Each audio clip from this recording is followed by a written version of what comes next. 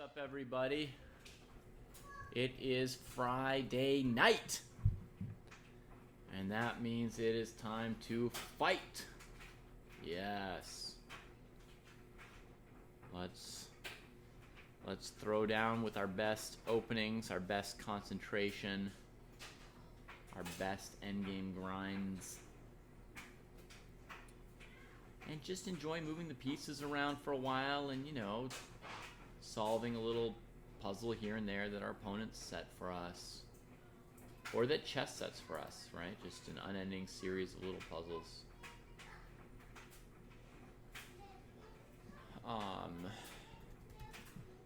That's working out.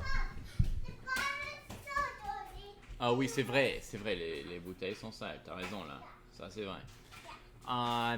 Tournament's gonna kick off in 15 minutes here. We're still trying to get the kids unconscious. Have I ever been to a college or seen a campus? Yes, I have, Sam. How about you?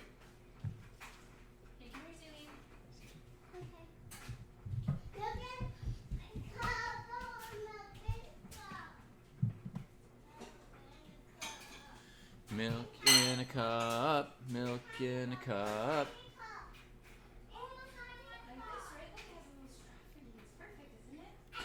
So we got two groups today, and I guess I'll open up our club here.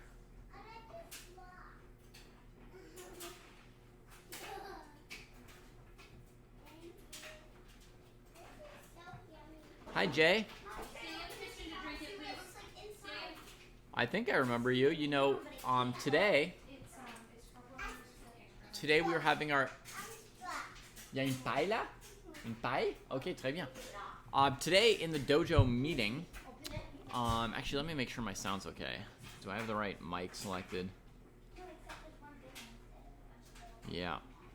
So, little behind the scenes info, you know, the Chess Dojo team tends to meet once a week on a Friday morning for us to discuss what we're up to, and there's a member of the Chess Dojo team who said they were going to a big tournament in Austin this weekend, and somebody asked, are there any other dojo people who are going to be there?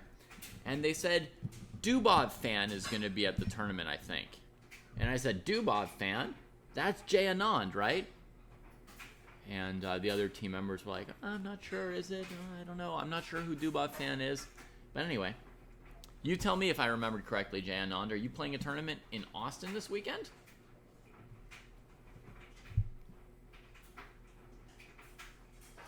By the way, for anyone on YouTube who wants to join the tournament, the exclam fight command doesn't work on YouTube. What you have to do is go to the link I put here, this chess.com/club/chessdojo, or that's one way to do it.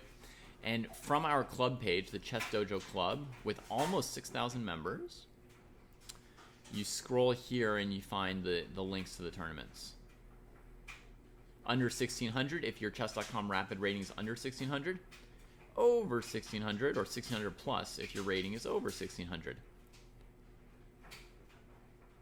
No, you're not playing this tournament, huh? Do you think there could be somebody else named Dubov fan as well as you? I thought you lived in India. So very confusing. We must have more than one Dubov fan, right? Because that's definitely your chess.com handle. Qu'est-ce qui se passe? Oui, elle a raison. Elle a raison. C'est l'heure où les enfants dorment. Et les parents nettoient. Je sais, chouchou. Alright. Do we have nobody on Twitch today? Nobody on Twitch today. Oui, tu m'as trouvé, hein? Okay. Alright. I see not enough players in the tournament, so I'm going to send out a tweet. I don't love to send out tweets, but I will do it. So naughty. I give up. I'm taking the dogs for a walk. You can put it back. Okay. Okay, no mama's milk today, Lily. Bye.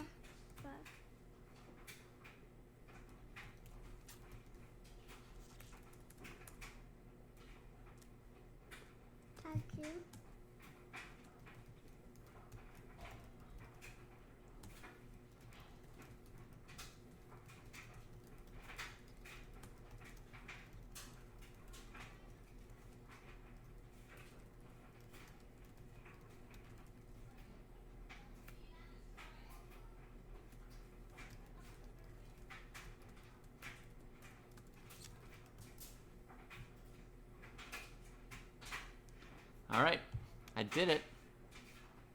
I tweeted like a regular little birdie.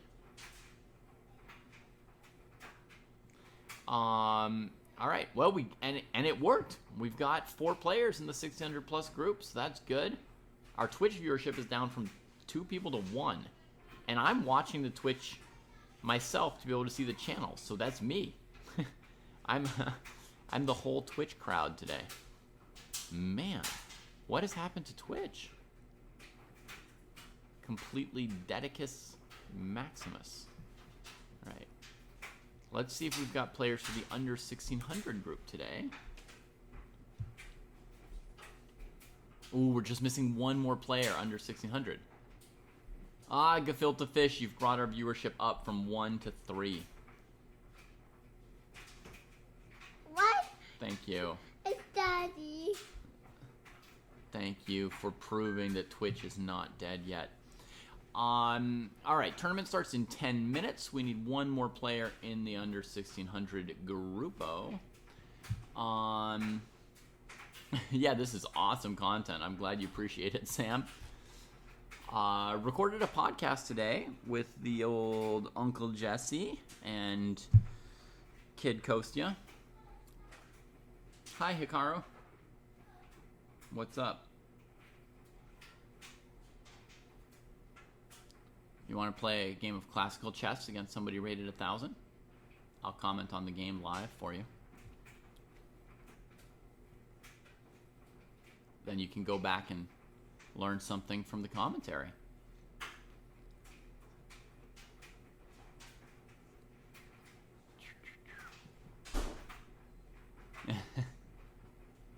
You're watching on 2 different platforms to increase viewership. That's okay. Don't make me feel that pathetic. It's very nice of you to try to make me feel better. No, I'm not feeling bad. I just want 1 more player for your tournament to hold, right? We just need 1 more player under 1600. Just 1 more to kick off the tournament. Il nous faut encore un, n'est-ce pas? Yeah. Dis-leur, s'il te plaît, joue dans le tournoi. Exactement, très bien.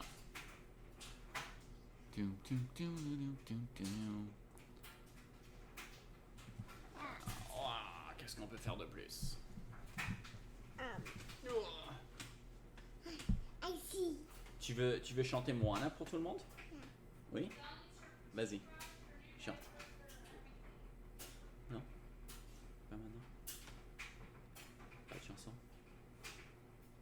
Je te dirai les premiers mots, ok? I can stand at the edge of the... long as... Davy, maintenant. It's way past her bedtime, David. No. Ok, tu peux aller dormir. No. It's impossible if it's later. Thank you, Campbell Blythe. We made it to 4. She tried to make me give her a different thing of milk, and I already gave her a cup of milk, and she chose not to eat dinner, and I can't. She's running away from me now. I do have everything set up right there by the bed. I need the diaper, pajamas, her duties.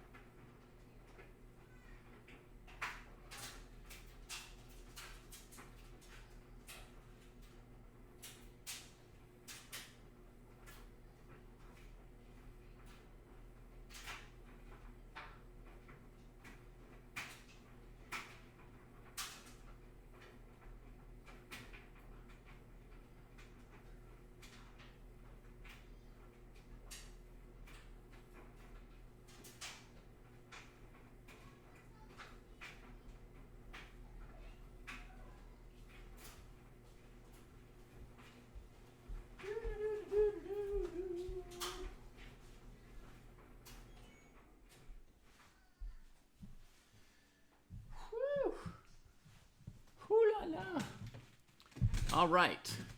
We're getting ready to party. So. I need to ask you something impossible, but still maybe. Oui, je vais essayer encore. Je vais essayer encore. Let's see. Tournament starts in 4 minutes. We've got 0 for 3 right now for getting the kids into bed. So you could also score it parent 0, kids 3.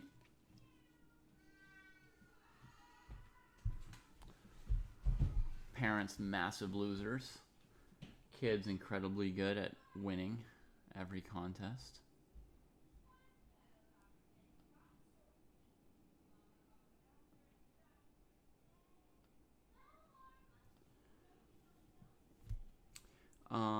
But it's nice. It looks like all our tournaments are going to hold. We're going to get to watch these games for a few hours and talk about them. It's going to be good. There's 2 different groups, Adult Chess Improver. One of them, you need to be sub 1600. The other, you need to be over 1600. So I'm going to hit this link for you, or this automatic moo command thing here. And you'll see there's 2 different groups. The first group is the 1600 plus, and the second link is for under 1600. So everybody's welcome, as usual. Oui, Shy?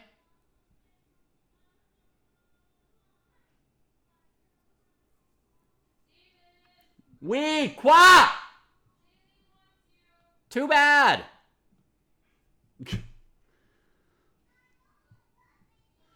If you're 1600, I guess you can play in either section. Sorry, did I do this wrong? Under 1600 and 1600 plus. Anyway, if you're 1600, you're welcome in either section, I guess. Whew. Has Arena started? No, it starts in 2 minutes.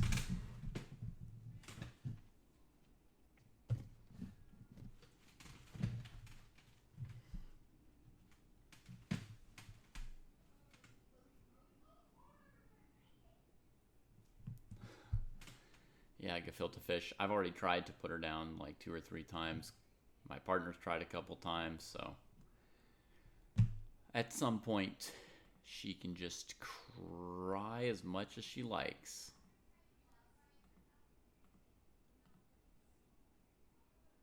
She may not realize I had other kids before her, so I'm not as weak to the crying as she's genetically programmed to think I am.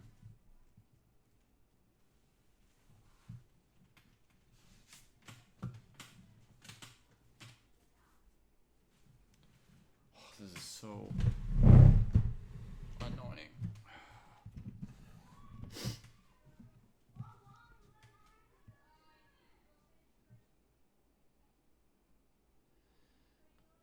Interesting. All right, folks, buckle up. The games are about to start. Yeah, we're back home in California.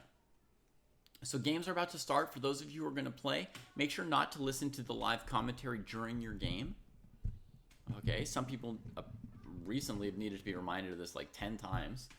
But it should be a pretty basic agreement that we all have with each other. During the games, you don't listen to what David is saying about the games.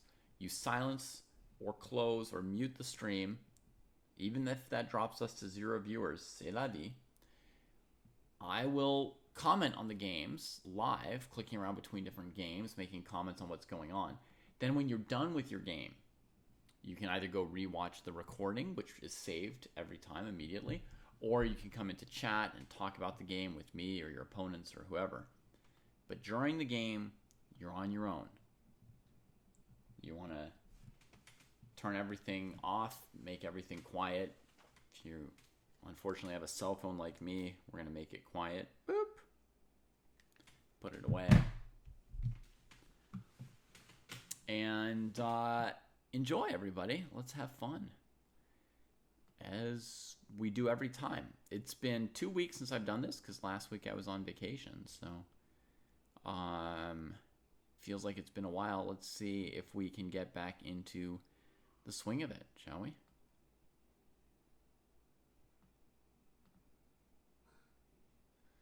So we got d4 from Jay, who is a great fan of Dubov. And then we've got another game between Campbell Blythe and Skrytop. And Skrytop chooses e4, like Bobby Fischer. Now, I think Daniil Dubov plays a lot of 1d4, though as a modern super GM, he can play absolutely anything.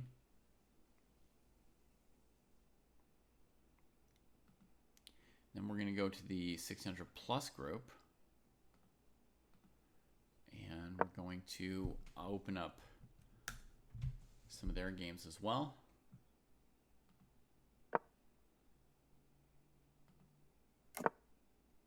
So we've got a French defense incoming here from Knight Without Armor. And then we've got a Najdorf Sicilian.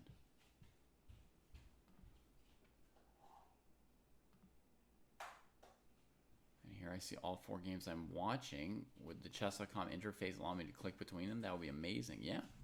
Okay, so Daniil Dubov going for a kind of Catalan setup here. Mouse slipping c3. Of course, Dubov always plays c4 in this position to work with the bishop, to put pressure on the d-pawn, and to ultimately open a file for a rook. But here by accident we get c3.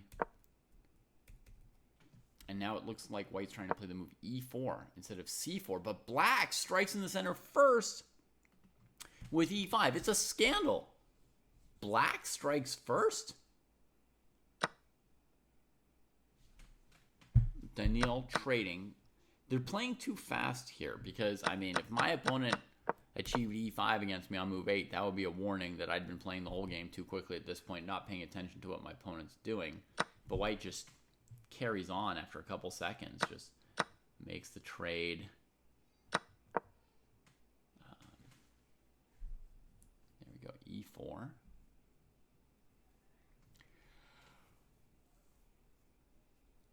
Also played in 3 seconds. I don't really know what White's planning to even play against pawn takes pawn, and they don't know yet either, but if Black makes a move, I mean, sure, they'll blitz something out. 1, 2, 3, 4. All right. 4 seconds, knight e4.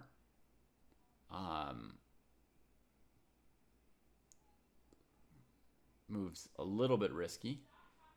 White certainly hasn't calculated queen takes queen, rook takes, knight e4, bishop e4, and then something like bishop c3 or bishop g3. White can save the situation with bishop h7 check, but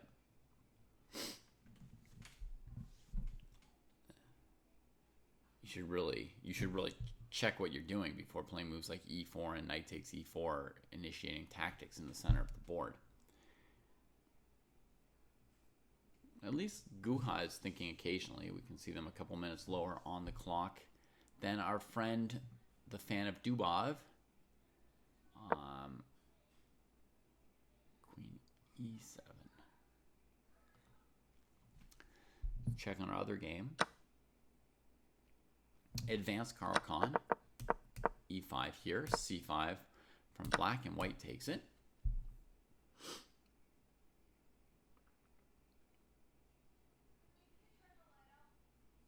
Agreed, gefilte fish.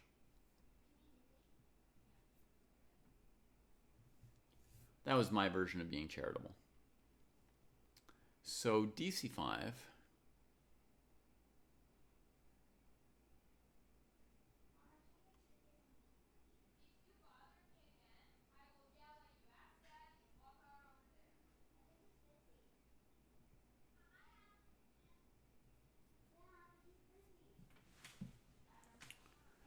So Black's going to have to counterattack those 2 exposed White pawns. Right now, White's up a pawn.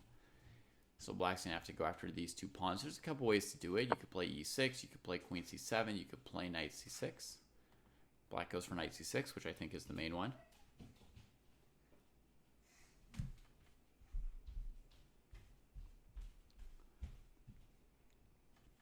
Now, I feel like the proper move for white looks like knight f3. I remember, without knowing any theory, that there were some games where I played knight f3 here, and my opponent played bishop g4. And then I just didn't know what to do. And I felt like, hey, I played the right-looking moves, but I just don't get it. What am I supposed to do? Should we try and figure it out together briefly here? Knight f3, bishop g4. Now, my memory now is vaguely that the right move is somehow c3, exclam. I don't yet know why. Let's see if I can figure it out. Let's say black takes my pawn. Can I take with the knight and sack the queen? Bishop here, bishop b5. That looks like a big old yes for white, right? Black king is basically checkmated, so they have to give back the queen. They don't get to recapture any pieces. I get to capture black's pieces. Oh, yeah. White's up like 2 minor pieces. Wow. Okay, so no knight e5. And let's see if something's wrong with bishop takes f3. Queen takes f3. Knight e5. I guess we throw the check. Send this piece back. Get castled. So now it's black's, beautiful center against white's bishop pair. Hi, Luke. And a little bit of development for white as well, for sure. So that looks pretty pleasant for white, yeah. So c3, and black can't take the pieces. Yeah.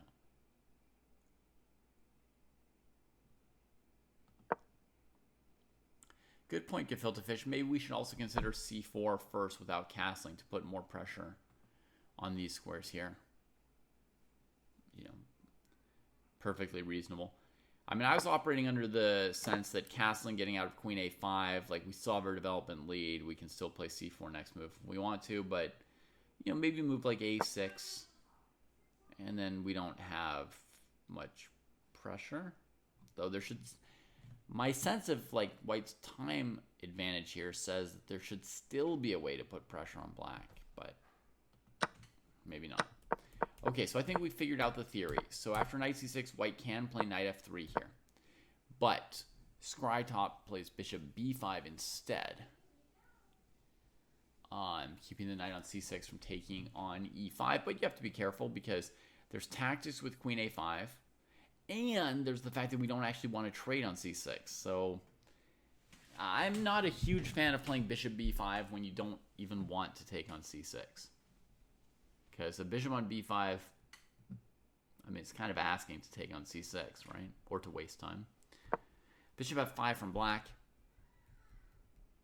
So that's a move that doesn't put any direct tactical threats or pressure on these pawns. It looks like black just wants to develop, get the bishop outside the pawn chain.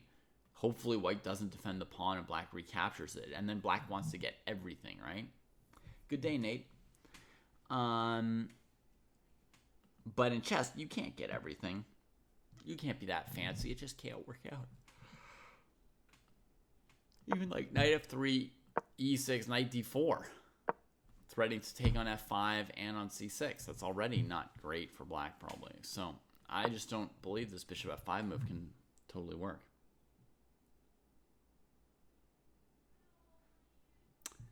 Yeah, Gefilte Fish. I do know that detail. Okay, white's thinking it over, which is a good thing to do. While they think it over, we'll glance at another board. Galoshi Geno. Okay, this is an interesting and controversial kind of French defense position. Let's see how they got here. Quick d takes e4. Black prepares knight f6 to maybe trade pieces. White defends with the bishop, and black strikes very quickly at the center with c5. It's rare that c5 can be a good move this early on because, you're kind of lagging in development. So instinctively, it feels like black might be overplaying their hand. Now in practice, we'll have to calculate a little bit and see if we can prove with variations that this might be wrong. Variations, I don't really see anything immediately.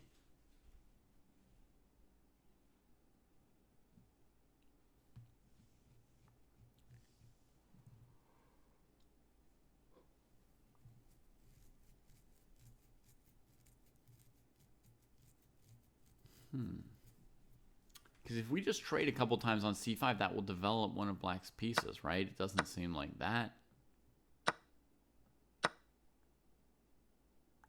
has any real potential here.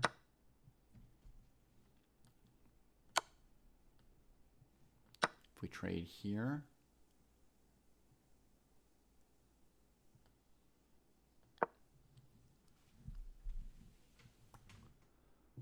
huh. This could be a concern for black.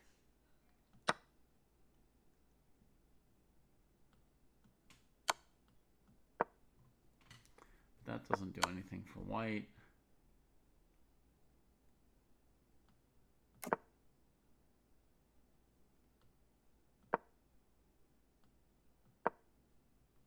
There's like some compensation here, but it's not super clear.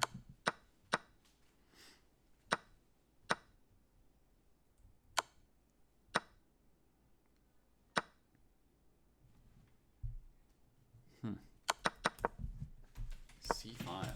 Has white done something yet? No. So like me, Gelo is needing a bit of time to solve this puzzle. And that's what chess does. It just gives you one puzzle after the next to try and figure out. So what makes sense here?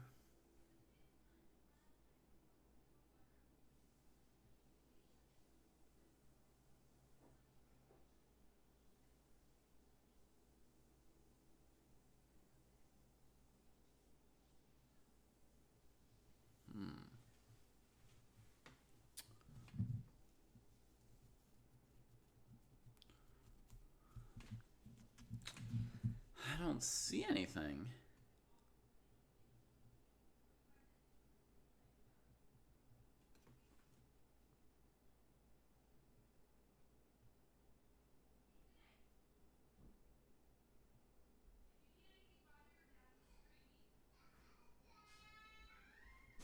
Lily, go to bed. I put away my Christmas cake. Look, show me. I'm at my limit. I didn't Child really is awful.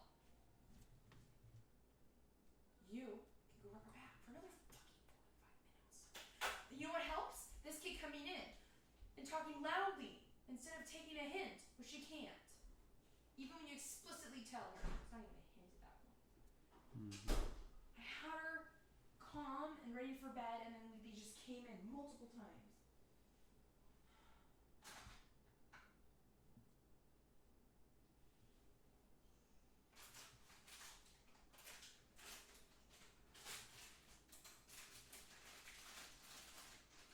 Now, if Lupin's not gonna get to sleep, that's fucking disaster.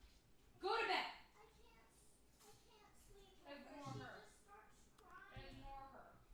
Am I okay? Aren't you playing a game, Jay? Down through your ears and let it go for 5 minutes. Are you okay? You're not supposed to be chatting with us while you're playing. Am I okay? I don't know. Everyone in my family's screaming at once. And I can't solve this position. I'm in Geno's shoes mainly at this point, trying to figure out what white's supposed to do and unable to figure it out. Nothing I think of seems any good for white. And I'm just kind of stumped. I've been looking at castles and knight f6 and bishop g5 and takes on c5 and nothing.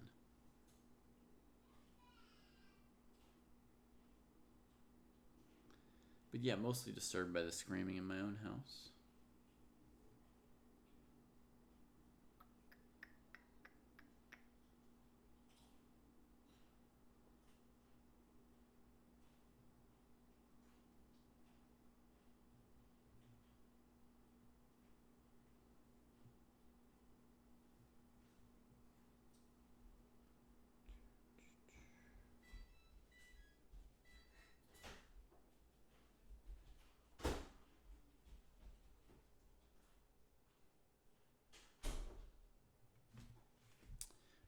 Shigeno came up with a move. Let's have a look. C3. Yeah. It's a fine move if there's no amazing move. But I'm kind of perturbed that I couldn't find an amazing move, you know? Kind of perturbed. Are we going to have more endgames today, Luke? Probably. Usually some of the games go to endgames.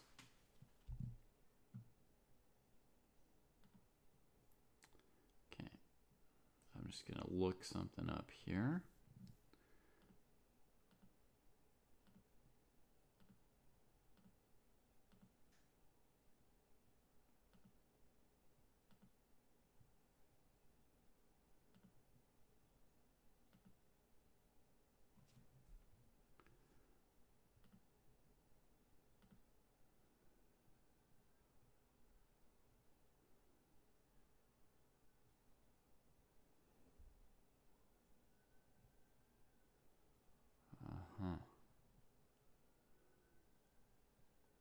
Okay, that makes sense.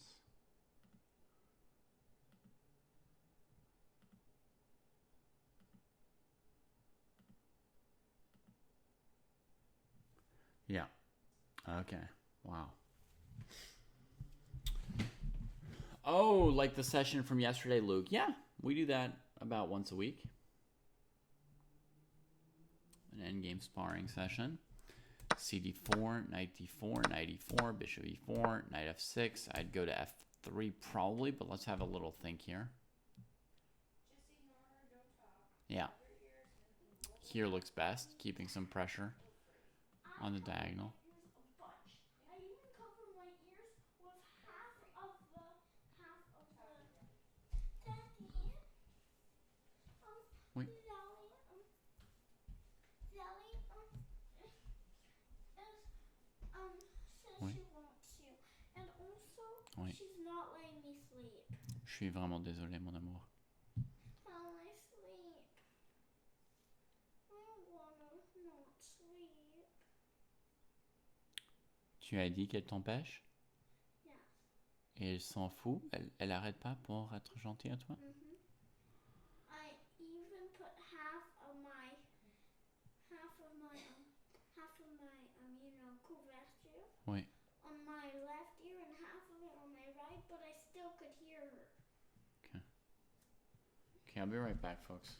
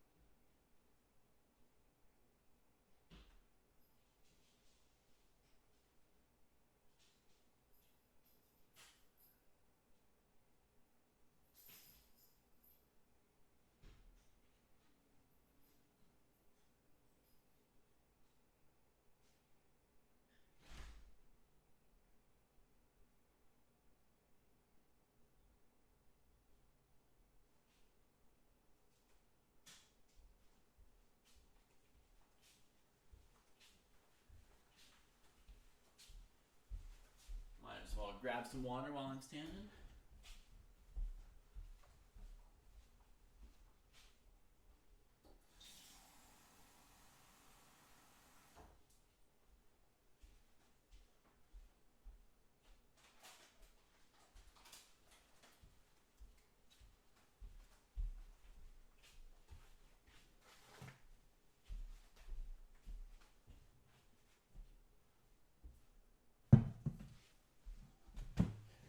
Alrighty.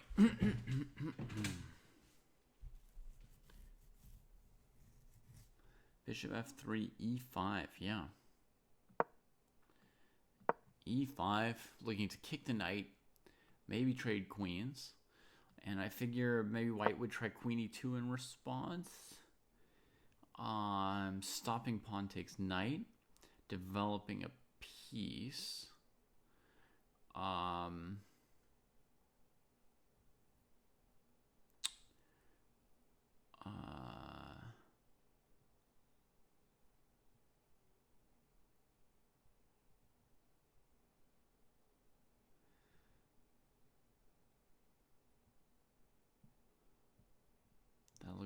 That looks pretty good for white. It avoids the queen trade. And this move becomes just an extra pawn move for black. Not too scary. Oh, white chose bishop d3, not bishop f3. Look at that. Huh.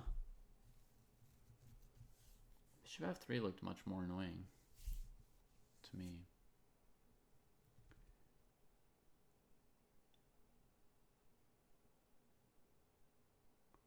Oh, queen e2, queen e7, and Jay, you really need to not talk during your own games. I've told you 100 times. I can't tell you anything more.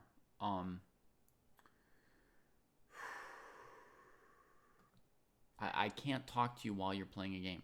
I won't. So I'm just gonna ignore everything you say until your game is done. Okay? Good luck. Have fun.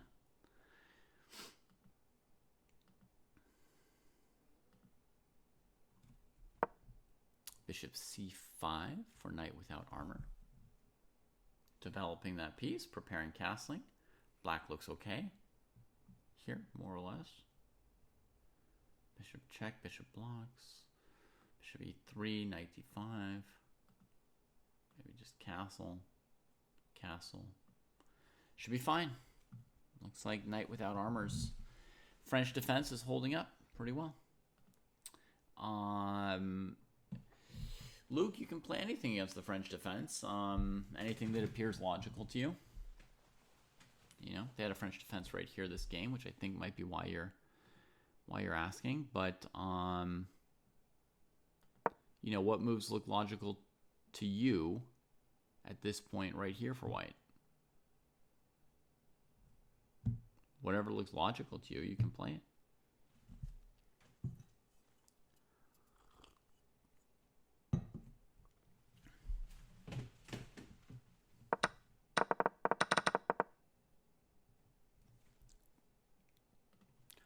All right, we'll click over to another game. No, we can't look at this game.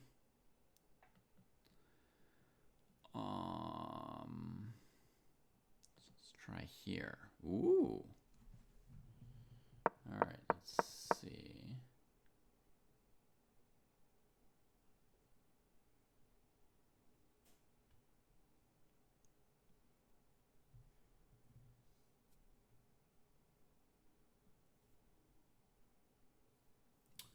Oh, I just figured it out, gefilte fish. Queen e2, queen e7, knight c6. But that's easy to overlook.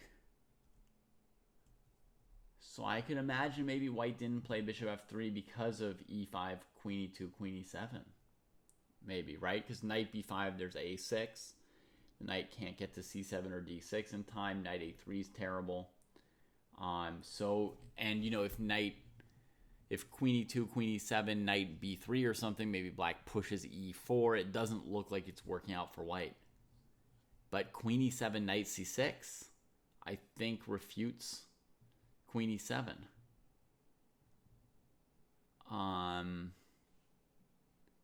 And justifies my queen e2 instinct. Yeah. I can go back.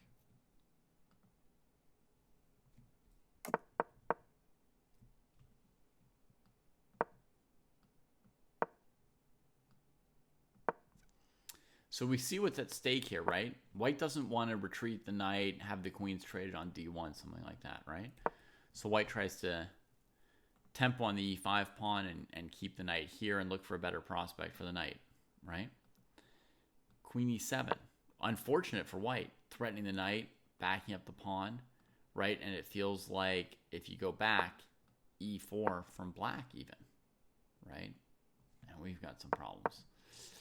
And knight b5, maybe with some threat. So now e4, bishop f4 might lose for black, but a6 looks okay. So in this position, probably only one good move for white, knight c6. Hitting the pawn and the queen.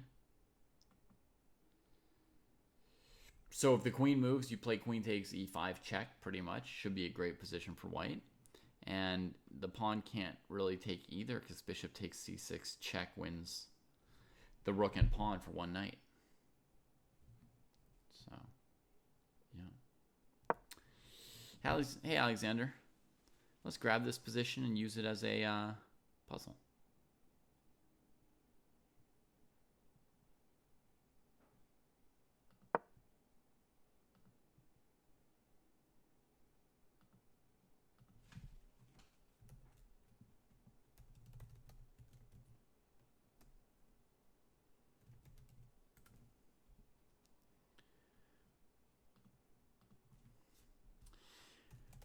I'm good, Dabo. How are you? I'm glad to be back on stream here. It's like a slightly busy time, right? But whoops, that didn't get it right. Hang on. Share. PGN. Fen. Okay, that's better.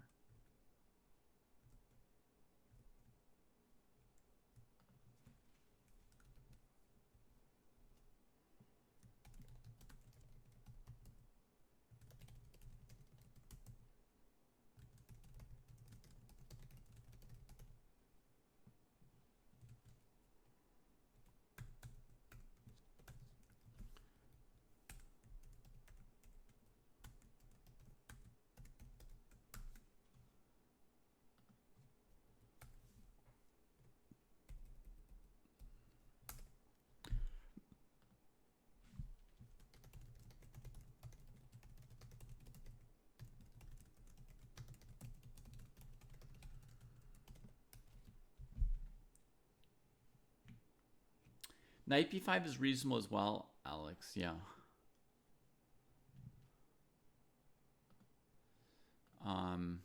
In this position here, knight b5, so that on queen trade, your opponent has to worry about knight c7. So you each have your king messed up. That looks totally plausible, right?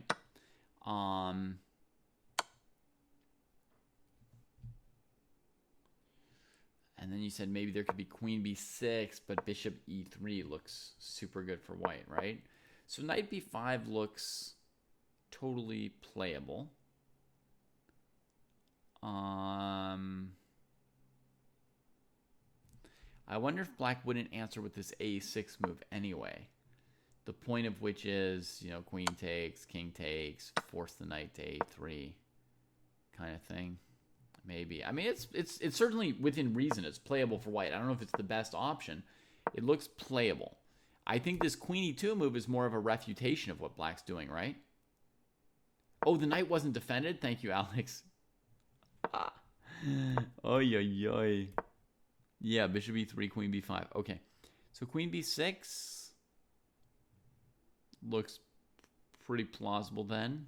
Maybe white tries queen e2 there. I don't know. But yeah, queen e2, queen e7, knight c6, I think is going to be white's best option. That looks like it more or less refutes black, yeah?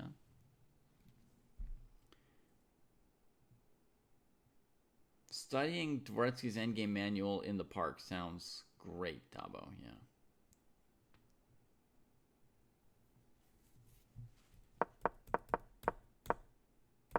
Okay, so let's see the game. The bishop went to d3. Bishop went to c5. They each castled. White develops. Black comes back. Okay, so that's something for white. Queen c2. h6. Bishop h4. Okay, so white makes a little threat to h7. Black dodges out of it with h6. All good. All right, Daniil. So you finished your game.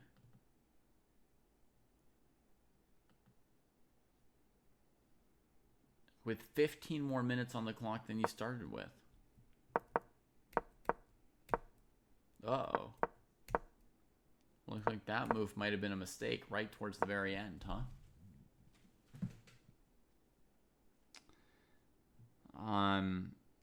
There's a trick to this position, Jay, which is the only squares on which the opposition matters are the E file. So you want to stay off the E file, and the moment your opponent goes to the E file, you can take the opposition. Or if they go here, you can take the opposition. And then there's not really anything to do. So staying on the F file, I think, is the trick. And then black got the opposition and just walks the king in. Yikes. So probably the king and pawn ending's a draw, right?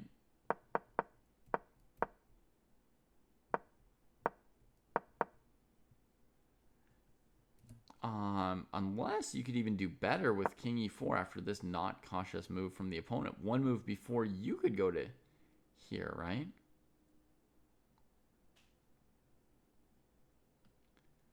Oh, you're right as well, Dabo. Yeah, he's got a full free tempo left. c4. Wouldn't white be winning now?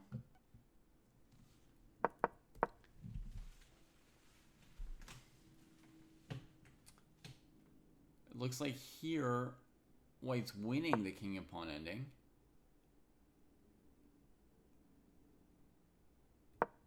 That seems very clear, right? Whichever way the king goes, the white king gets in further. But black moves the pawn, white moves the pawn. White gets tempoed, and then here, Jay, you could still play this a4 move. As Dabo points out, there's still a pawn move left. And then your opponent has no more moves to waste, and their king will have to back up, saving you. And they should step off of the E file. If they step back on the E file, then you win. So they should step away from the E file, and if you come forward, they can hold you off like this. Now, if you come backward, you'll lose to this move. Right? So you again want to step off of the E file, and if they come forward, you block them. And so it should be a draw. So the game went from a draw to a win to a draw to a loss in just a few moves there at the very end in this king and pawn ending, right? Here it's a draw. Now you're winning. Now it's a draw. Now you're losing. So, king and pawn endings. Very careful. They're very, very precise. Yeah, good basic position for learning the opposition. All right, let's see one of the other games we got here. We got this one. So Campbell spends 2 moves to put the bishop on this dream square and claim that white's knight's not good. White defends e5 with the bishop. Defends the pawn on c5 with the queen now as soon as black plays e6, threatening to develop the bishop. Wow. Interesting. Very committal to plop the queen there.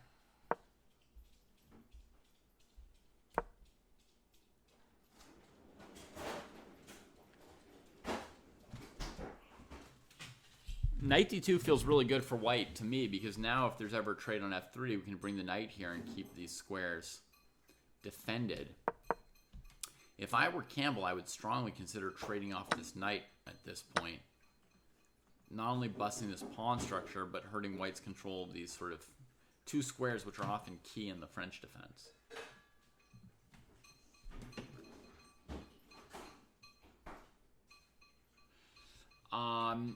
It's not very easy to do fillet gefilte fish. Yeah, we can get back to your question when we get back to that board and talk about it more. But yeah, those positions are pretty hard to turn into a kingside attack for white. Somewhat rare that it works.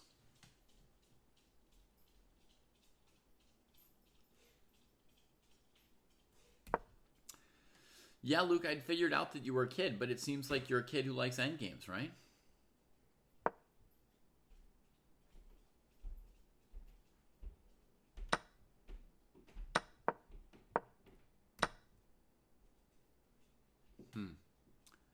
I guess messing up the king side for black. If they take with the rook, they won't be able to castle there. If they take with the pawn, then they won't want to castle there.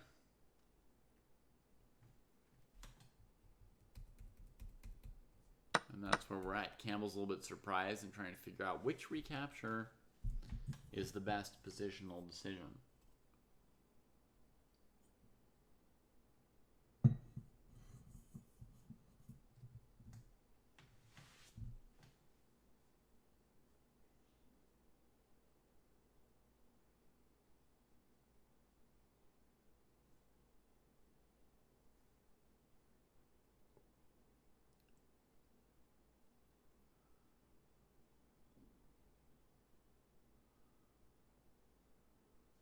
Right, bishop h6 may seem unnecessary, Alexander, but there's a positive idea to it, right? Which is that either recapture makes this not a great area for black to put their king. And then the other reason is, you know, as you said, we're fighting over d4 and e5. This knight's going to come to f5. Chase our queen away somewhere. Maybe win the pawn on h4. So I don't know if bishop h6 is forced. It seems like white elects this move, but it doesn't strike me as illogical. It might be a good one. And yeah, if I had to choose, I would take with the rook like you, Alexander, and like Campbell. This keeps the pawn structure intact, which I care more about than the tempo about castling. Even here, you know, we could just go king f8, king g8 at some point, something like that, and we can slowly coordinate the king and rook. I'd rather be a bit slow about this in a locked position than take on doubled isolated h-pawns. For me, these pawns are heinously bad here. So I would go for rook h6 just like black did. Gefilte Fish believes in black's position here, huh? All right, Jay. Good luck with that. Black is still down a pawn, but they have the bishop pair.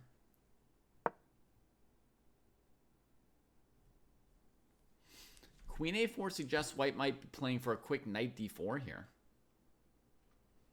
Pressure black on c6 pretty heavily, because we're also moving the queen away from defending c5, which had been very important for white on previous moves. So I feel like white's going for yeah, like quick pressure against this square here. You can play knight d4 and you can bring this knight to b3, so it's ready to join in on a5 or after it traded the d4 knight. This looks pretty scary to black to me, because black's down a pawn, so they have to prove something. But now white's starting to threaten to win a second pawn. Black doesn't have an obvious counterplay on the board, so they have to handle this really precisely and energetically, I think. They have to be happy with lines like this. White wins a second pawn, but rook c8 wins back at least one, bringing out the black pieces a little bit quickly. Right. And black's bishops look pretty good. Pawn structure is compact. Everything about black's position is good other than being down one pawn, so honestly, they're doing okay.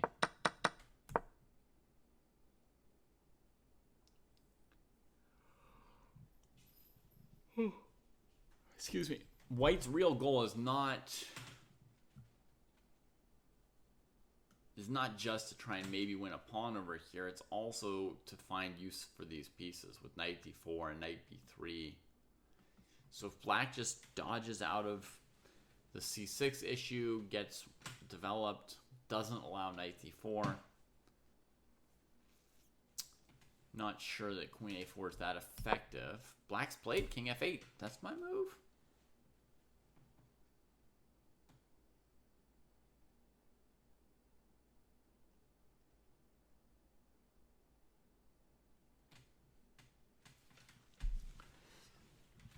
Philidor and Lucena are both beautiful, beautiful concepts.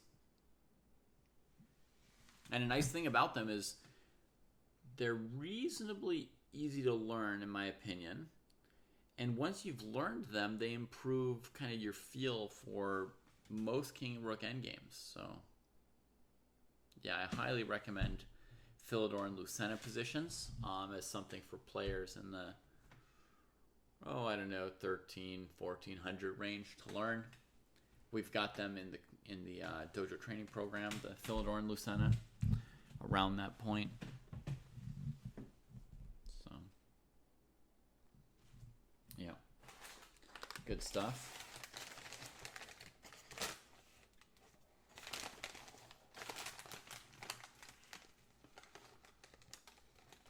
Gefilte Fish correctly points out that Black's just played a couple really nice moves in a row here.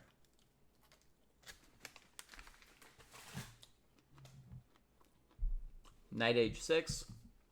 The choice on rook takes h6. King f8. They may not be the engine's top move, but they're David's top moves.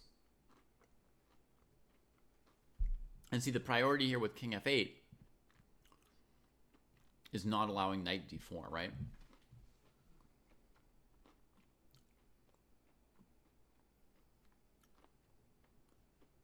And that's what we're getting out of the way of.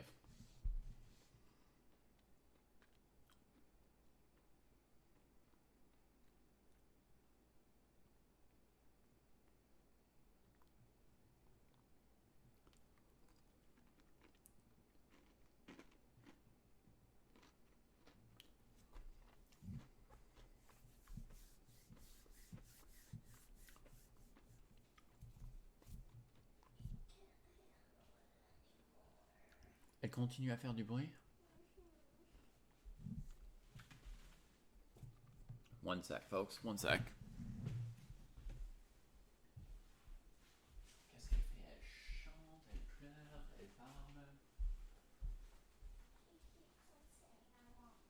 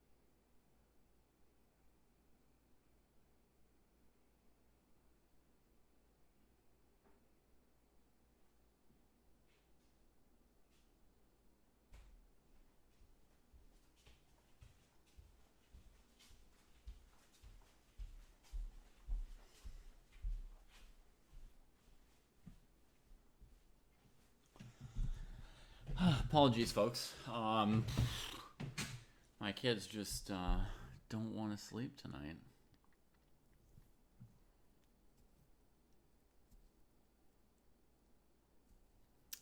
Dobbo, I'm feeling pretty comfortable against the Joe Baba, just playing very, very simple moves recently. You know, d5, knight f6, bishop f5, e6, bishop to d6 to trade the dark squared bishops, you know, c5, knight c6. Just very, very simple stuff.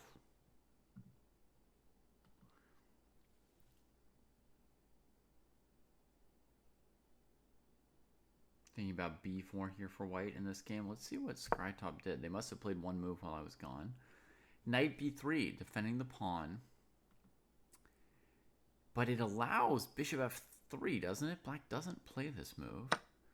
But bishop f3 with the idea of knight e5 looks very good for black. So...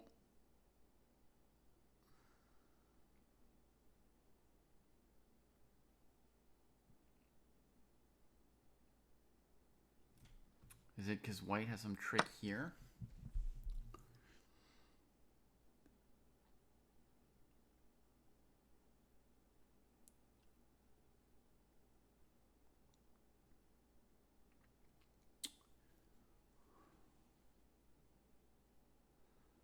Yeah, I guess this is not at all clear for black here. See you, Anon. Good luck with everything.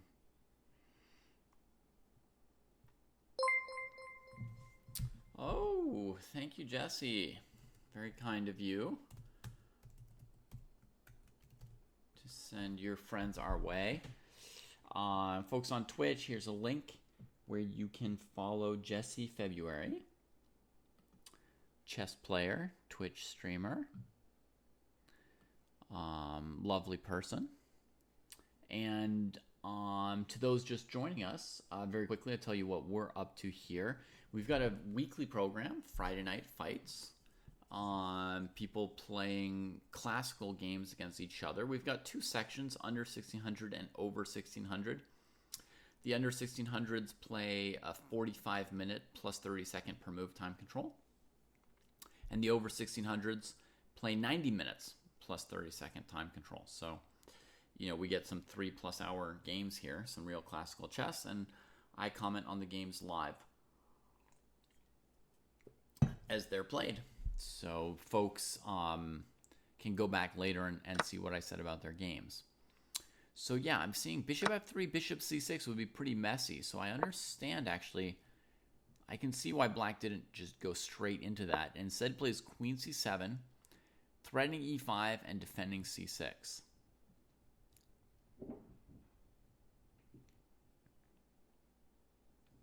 I mean, part of me feels like instinctively black had to work on bishop f3 and try and find some good line there.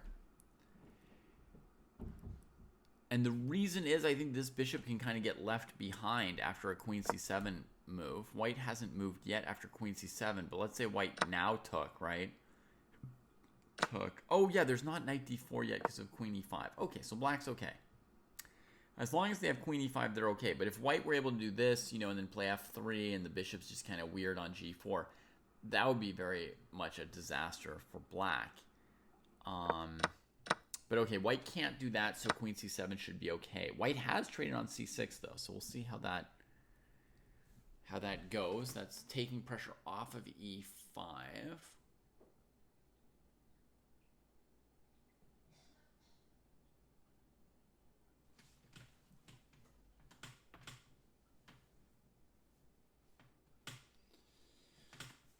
Maybe there's a possibility to now throw in bishop f3. That's not as good.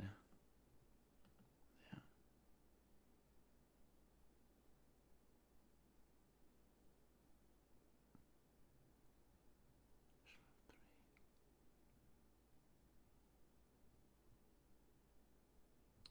Yeah, okay, bishop f3 looks playable even here, actually, yeah. Bishop f3. And then if bishop b7, maybe queen check.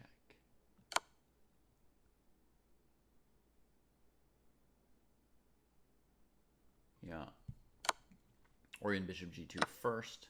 And then if they take, instead of taking here, we would take this with check. Move the king along. Oh no, that defends. It was so close to brilliant. Complicated position it's suddenly become. Complicated. Here black's thinking. Obviously they can recapture on c6 with the pawn or the queen.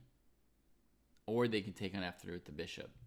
I mean, here's one move that's not good. The queen takes. Because this, by taking the pressure off e5, it allows white to do the dream scenario I mentioned to you before, right? Of moving the knight away from this bishop without hanging queen takes e5. Now that bishop on g4 is just kind of silly and out of it. And the white knights can do a lot of cool things on the queen side around these two weak c-pawns. They can nimbly fight around that better than these bishops can suddenly. So this would be one terrible move for black, right? That means there's bishop takes f3 or pawn takes c6 here. Black's played pawn takes c6. Bishop takes f3 looked really, really interesting. How do I rate the Carl Khan? Perfectly good opening.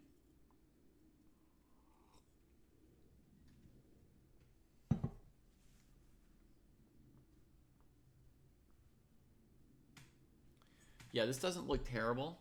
There's still a threat of bishop f3. And white's pieces are not that free. So far, it looks like this whole idea of going queen a4 with a queen that was... sorry, not on f4, but on d4. With a queen that was defending both of these two pawns, it looks like the queen a4 idea is not quite working, right? Like black's sort of maybe semi-refuting it is even a little strong way of putting it. Like it's sort of like queen a4 just doesn't quite work, you know? Just doesn't quite work. White's struggling to keep c5 and e5 defended. White's given up two bishops for two knights without really achieving anything extra. And the main moves you'd be considering here for white are bringing the queen back to somewhere like d4 or f4 to keep that e-pawn defended. So, yeah, it doesn't seem to be going well.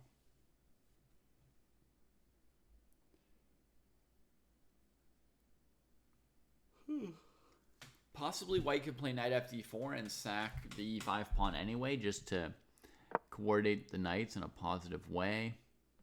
Queen e5 check, maybe come here.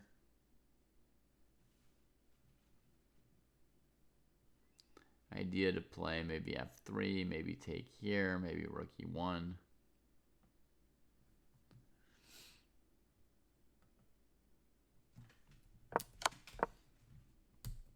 White's just chosen queen f4, so going back and defending the pawn, and yeah, black feels really safe here. They could consider a fancy move, rook f6, because the pawn can't take here. White would have to do something like queen e3, and then the rook could come here, I guess. Knight d4, bishop c5.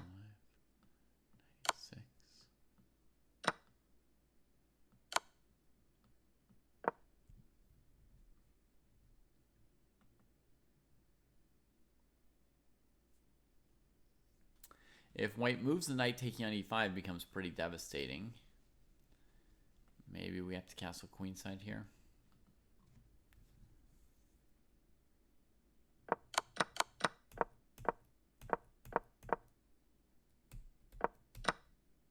Bishop f3 played. Okay, because queen f3, queen e5 check. Makes a lot of sense.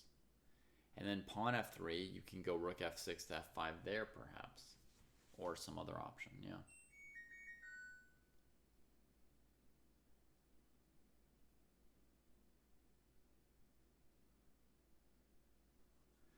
The e5 pawn's not easy to hold on to here for white. I mean, honestly, like rook f6 is the first move I look at because it's shiny. But if the point is to win the e5 pawn, this might be the most effective move. I know the bishop and the rook hate it, right? But in terms of pure efficacy, I mean, it seems to just kill that center pawn where it stands, right? And then we're just looking to do this. Like, what could go wrong for black now, right?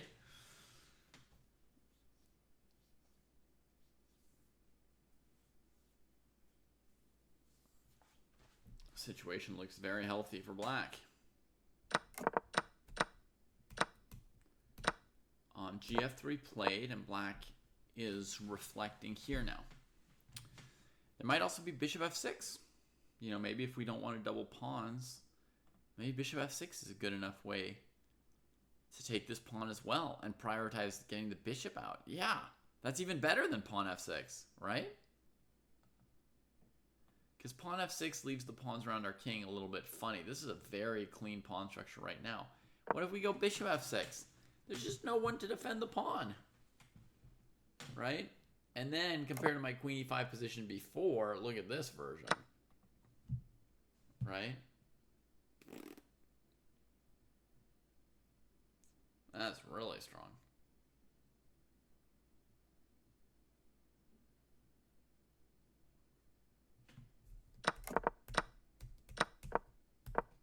All right, so black's thinking here. So we got 3 different pieces to f6, and I think in the end the bishop is stronger than the rook or the pawn, but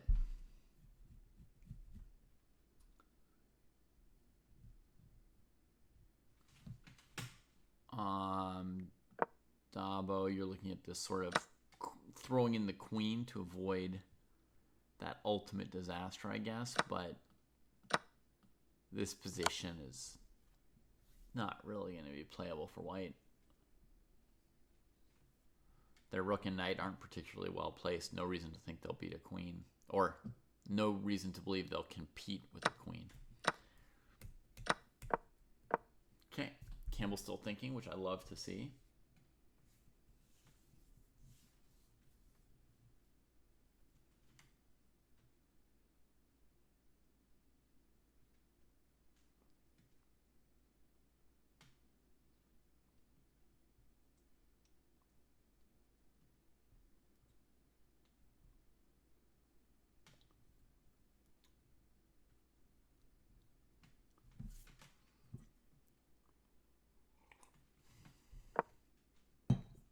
A5 played off to the side. Ideas A4, knight D4, bishop takes C5.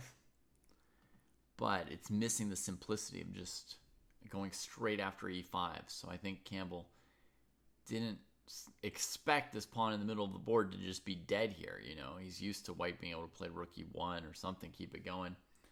And I think he must not have seen that these moves were just winning the E5 pawn.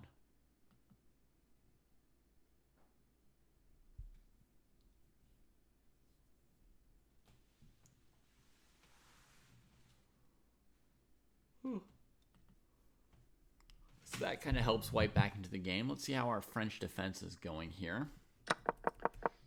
So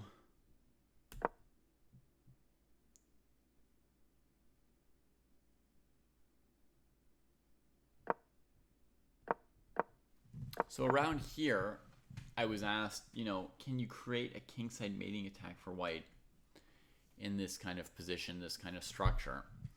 And I said very, very rarely. Especially if you put your queen on c2 behind the bishop, right? If you want to create some kind of an attack, you have to go bishop c2, queen d3. And even that, I mean, I don't think it's super likely to work. Sometimes people try queen f3, so the queen has access to these squares to create threats. And rook d1. But it's pretty hard to make it happen. You need to really mass pieces on the king side, maybe get a rook lift while your opponent doesn't do too much.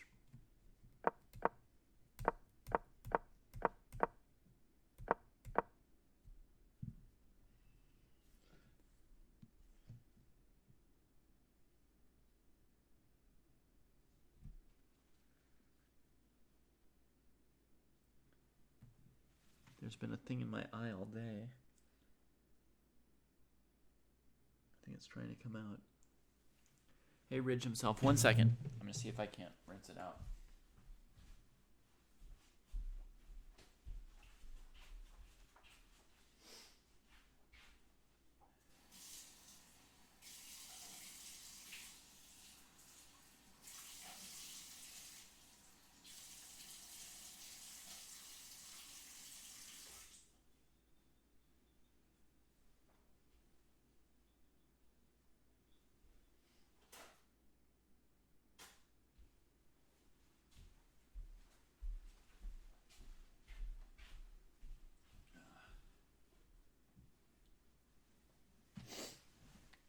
No luck just yet. All right.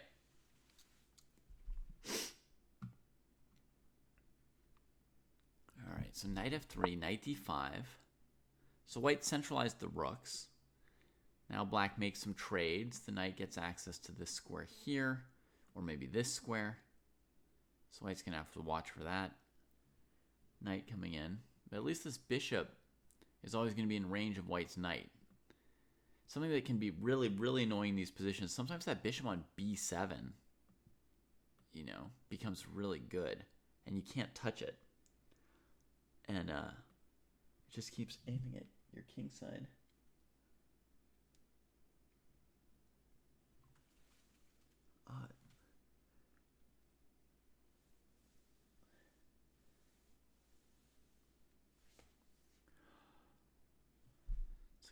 It's like a wood chip or something.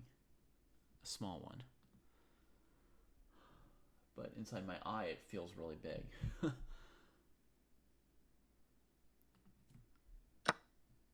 So white does make the trade. Black doesn't choose to take the queen off the file and leave room for the rook, huh?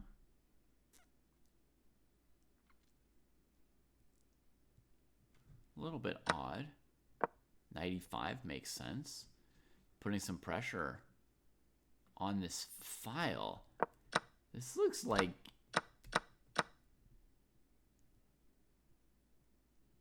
Oh, taking with the queen, there was going to be the check, huh? Okay, Tucker and Dabo are all up on it. They're saying here, here. You're going to walk right into this move.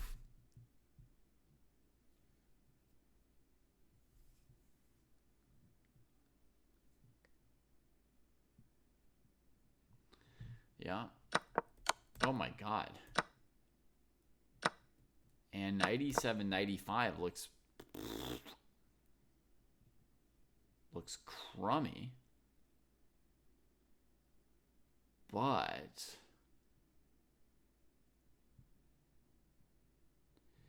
maybe it's not totally losing to play knight d5.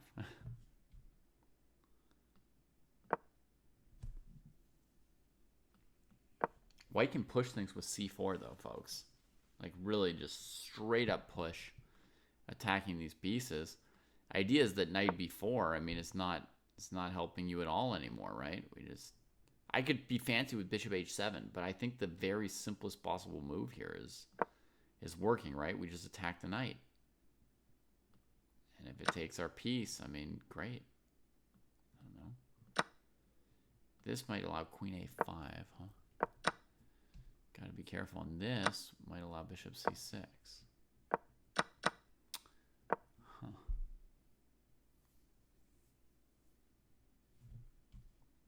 So chess is concrete. Put the queen here to stop queen a5. Threat to the knight. Now knight takes, rook takes, wins because there's no queen a5. And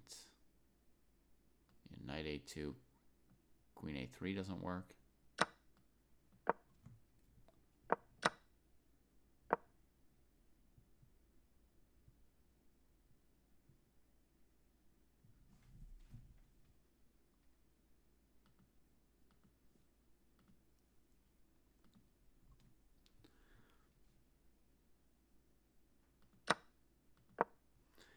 Alexander, in this position, knight f3 defends, but our point was to win a piece.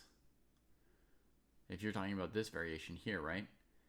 The point of this line was not for white to defend, it was for white to win by force. This queen sneaking off of the hidden attack of the rook with a tempo saves the lost piece. So that's like an absolute no-no for white. We need to win by force. And I think c4, knight b4, queen c3 does it. There it looks like black's done, right? We're threatening the knight, and we're threatening knight d7, where the queen can't recapture because of check. That's nothing left here for black. So, king h8 played.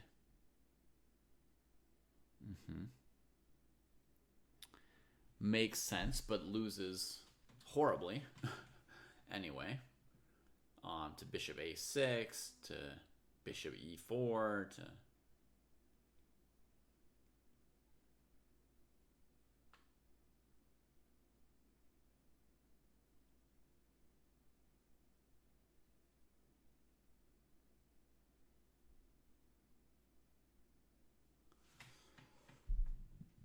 Maybe bishop e4 is like the easiest. A black plays rook c7 if they want to grovel.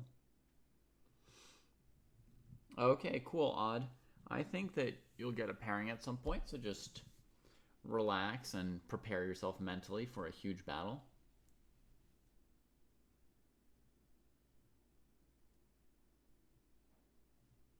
Hikaru's fine, Hikaru. Just a fine opening.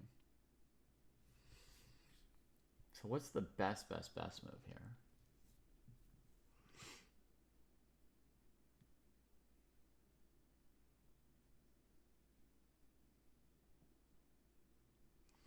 Okay, part of me is saying bishop g6 is playable.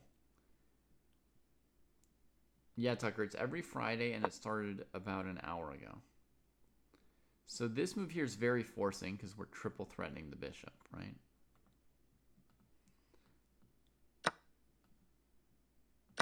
Take here, threatening the knight. Rook here. Now, black can't go rook b8 because we would trade and play knight d7, winning the rook. Black can't play f6, kicking the knight, because we go rook e7, queen e7, knight g6, check. Feels like black's in very bad shape in this version. They're down a pawn and pieces are really cramped in badly.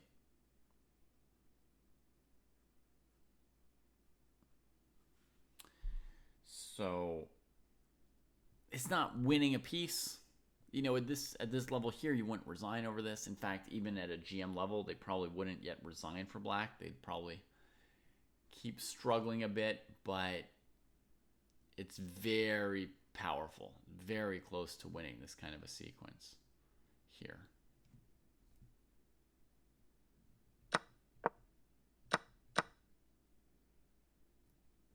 And knight d7 here instead of rook, Alex. Wherever the rook goes, you can chase it with an attack on the queen, huh? And win in exchange. Plus leave black with bad pawns in that position. That looks very good as well. Yeah, that might be even better, Alex.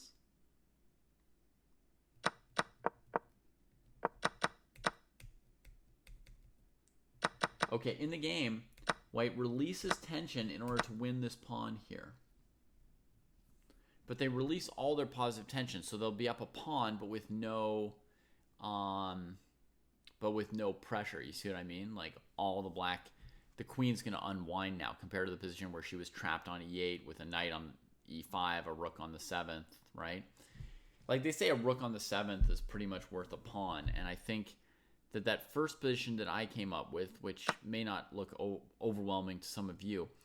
This position, a computer is probably going to give a heavy evaluation because the computer can probably see far enough to white winning a second pawn off of this rook's pressure against b7 and f7, you know, just a move like queen b3 or something coming. And so a computer is going to say that's 3 connected passed pawns with nothing wrong with white's position, right? So a computer which doesn't make mistakes, it'll just trade stuff for white and basically win 100% from somewhere like this. So it may or may not look super impressive to all of you, but it's pretty darn good. Comparatively, this position here is less good, and maybe everyone can appreciate the comparison, right? That if I just do something like this and the bishop comes back and the knight comes out, this is more of a game for black than the other one, right? Because there isn't that dominating rook that was really kind of hurting black positionally in the other version. That's a very, very big difference.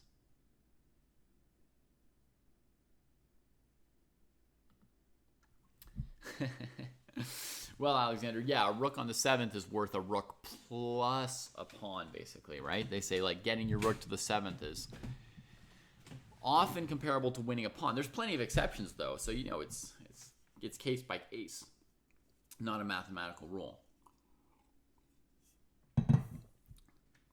But often you can win an endgame just off of getting a rook to the 7th, right? Even with equal material. Just as sometimes you can win an endgame just because you're up one pawn. So it's a pretty strong advantage, a rook on the 7th like that. You could feel it, right? I mean, you saw that knight on e7, queen on e8, black groveling to defend f7. You could feel that position was just tough to move around in from black's side. I know you felt it. Okay, so queen c6, bishop retreats, and black gets, you know, like a touch more into the game here. Well, more than a touch. I mean, it's like you're down a pawn, but otherwise you're just playing a game of chess. So there's definitely fair chances to move the pieces to good squares and provide significant resistance. So Geloshigeno, white in that game, we can say that they didn't quite maximize what their position had, right? Maybe they didn't feel how good their position was, but they sold it slightly short.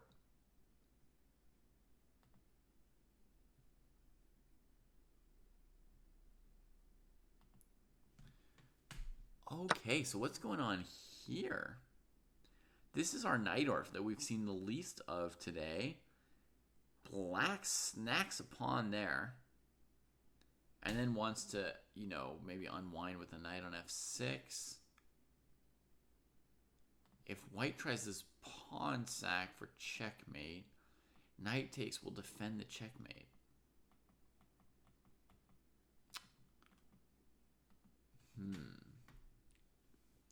Not so easy, Mr. Bambisi. What I play against e4? I play e5, c5, e6, and c6 in tournaments, pretty much. So French, Caro, Sicilian, and double king pawn.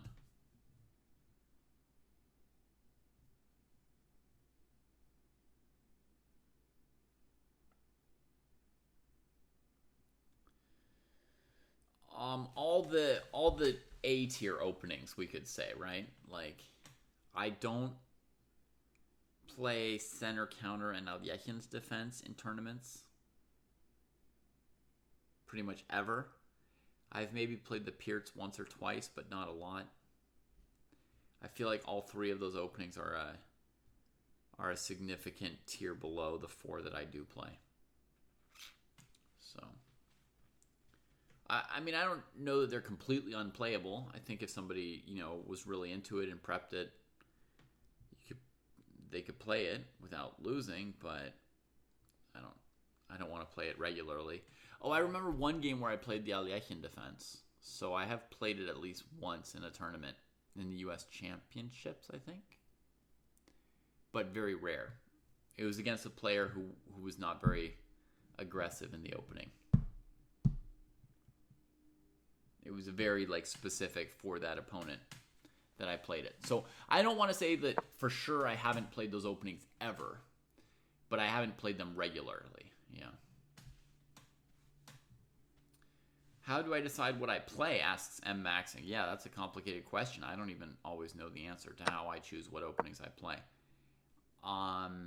Partly based on my mood, sometimes based on my opponent's strengths or weaknesses. You know, depending on the opponent, sometimes I want to play an opening in which I think they're weak. Sometimes I want to play an opening in which I think they're strong to make the game more fun if I think I'm better than them. That depends. Sometimes it's what I've studied recently. I mean, here's the comparable question, M. Maxing. How do you decide what you eat? Right? Like, you might like a few different foods. right? So tomorrow, how are you going to pick what you eat?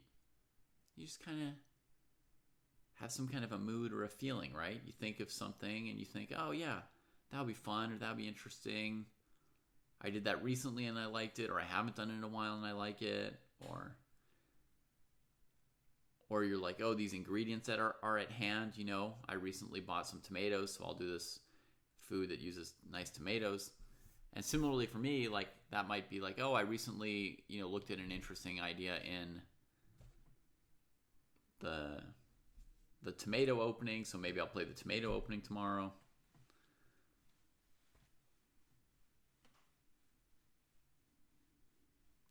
Philidor's not terrible either, Dabo, yeah. That falls within double king pawn, although when I've played double king pawn, I've played mostly knight c6 and kind of classical Ruy Lopez's, like in the direction of, Chagorins or Briars, something like that. Or Marshall, of course. Marshall is a good move order for black. When I was younger, I played a lot of Latvian Gambit, but it's been a while.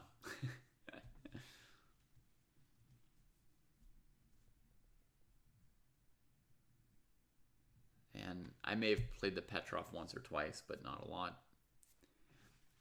Would I ever play Blitz against the people watching the stream? Sure. Not during Friday Night Fights, but during other shows, yeah. Sometimes I just come on stream with no particular agenda and just answer random questions or play Blitz. And other times I have a plan in mind and then I can't just drop my plan.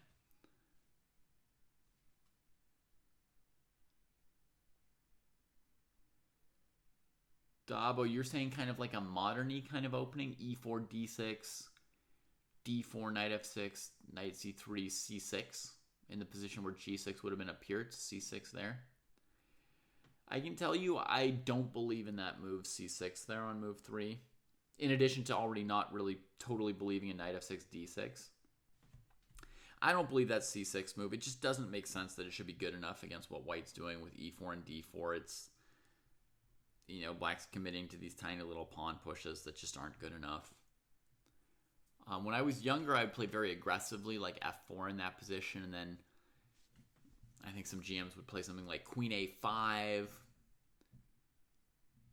and then what? Bishop D2, Queen B4. So I don't know. It doesn't make sense. Black shouldn't be okay there. Black shouldn't be okay. What's the worst opening I've played?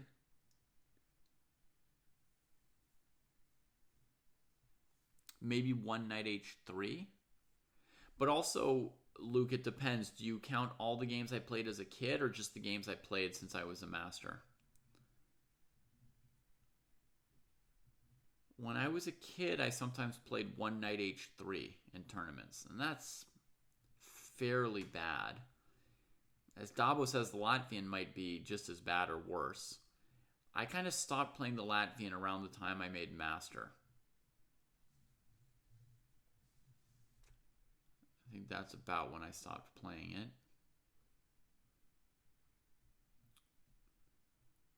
I remember losing one or two frustrating Latvian games when I was in the 2100s trying to make Master. It took me a whole year, and I was sort of like trying to beat other experts and gain a few more rating points to make it to Master, and I just couldn't do it. And I remember one or two bad games with the Latvian that year.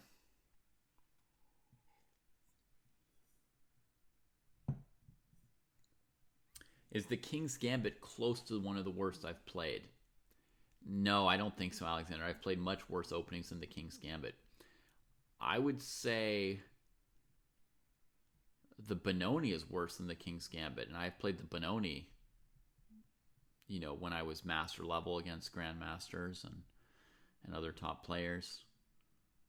So no, the King's Gambit is like a bit inferior, but I've definitely played more suspicious stuff than that. I've played the Budapest, which feels a little bit bad.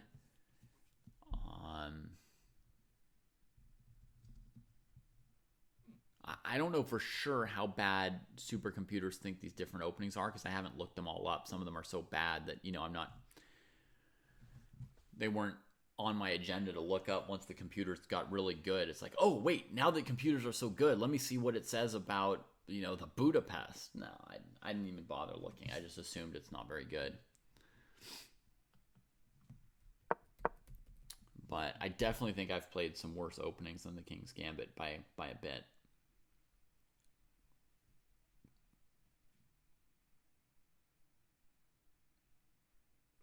That move you're calling the Rosa Gambit, Hikaru, on Twitch, I think a lot of people call that the Schliemann. That's what I think of it as, the Schliemann. And yeah, it's pretty interesting. Hey Scott, how's it going?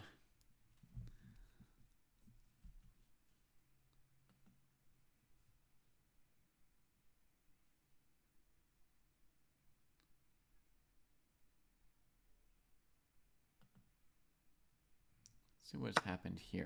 So A5, A4, and now Campbell goes after the pawn on E5, right? As we mentioned. So it's good that Campbell noticed it. I wonder if Campbell considered that this move bishop F6 is even better than pawn F6. I didn't immediately think of it, but going for the queen trade. Knight D4.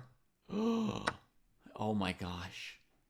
I think they had a shared mutual blindness here, even though they were spending time thinking about their moves.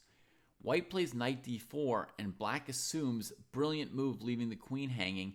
After queen takes queen, white's going to play knight e6, check, win the pawn on e6, and then capture the queen on f4. But you see the problem? But black believed white and played bishop c5, which in a way is clever because there isn't knight e6. The rook defends it here. But, oh man, could have just taken that queen with check, chomp, a Reno. Queen g4, better than the King's Gambit. Queen g4 allows knight f6, hitting the queen. Queen g4 is terrible. How could the King's Gambit be worse than that? That's hard to believe, Armoda. That's hard to believe. That's evil. I guess the point of queen g4 is on knight f6 to play queen g3 instead of defending the e-pawn. And if knight e4, you have queen e5 check, sort of surviving. And if black plays knight c6 and you play knight c3, your queen's not so bad on g3, tickling g7. But I don't believe that's better than the King's Gambit.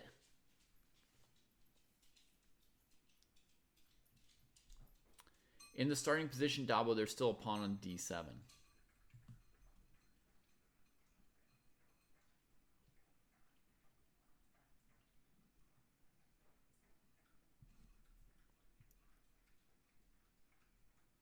Back on the mainland this week, Scott, yeah. Okay, let's move on from this. The queen's got traded. And white's going to take back that pawn on e5, bishop f2, knight e5. Now we've got a very competitive endgame here. Equal material. Some pawn weaknesses on both sides. The bishop can sometimes outclass the knight a little bit in a long game. But the rook on h6 is also a little bit weird to coordinate. So it's not super obvious who's better here. My experience tells me black by a tiny bit.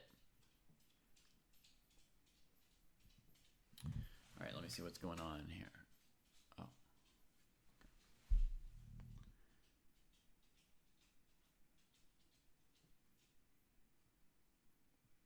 Yes, your line, Hikaru, on Twitch is a well-known main line, considered to be pretty good for white. A couple people suggesting f4 here for white, trying to trap that bishop. Yeah, that could be a little problematic for black. You would have to calculate rook c4. I think this is the move Skrytop was thinking about, with the rook getting pretty active here. Maybe losing a pawn for white. So white plays b3, taking that square away from the rook.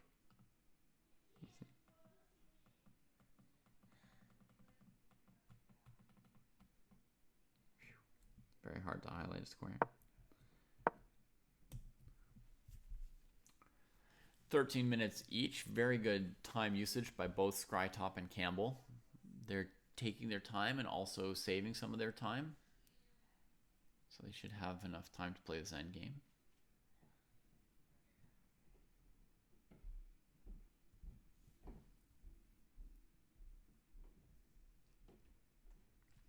Yeah, Alexander, I'm sure at some point the rook's gonna take up its position somewhere a little more active than h6. Those are both plausible squares.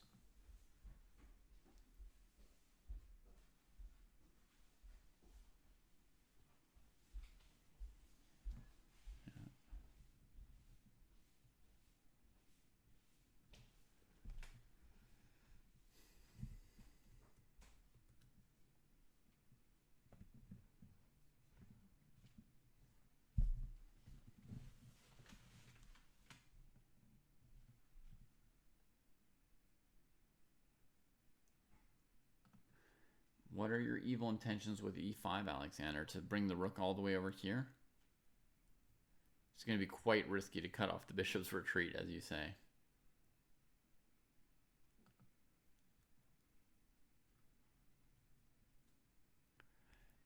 To me, rook f6 would be the most simple or basic move here. As clamored for by Alex earlier. Just, threaten the pawn, improve the rook, make f4 less attractive for white.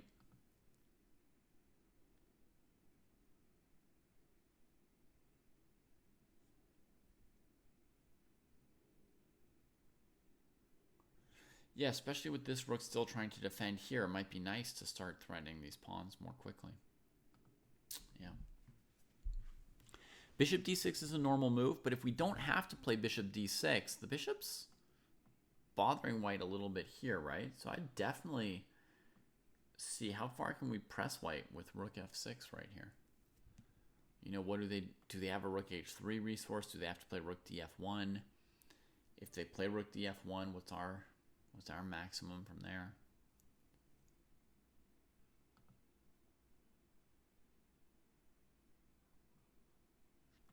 Yeah, bishop d6 to maybe go rook g6, and it's just a great square for the bishop, tucked away safely. Yeah.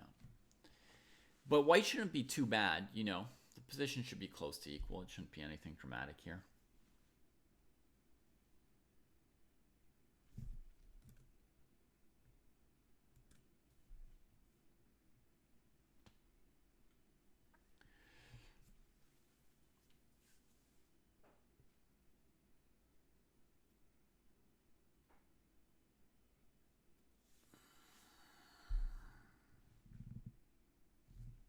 Campbell's done something. Rook f6, rook f1, and then Chekaruski. Offering that potential trade, but the black rook will be very good on f4, so white has to think twice about it. Interesting. Yes, of course, Tucker. I prefer to analyze without the engine, because then my brain gets a workout, and I remember a little bit more of what I figure out if I have to work for it.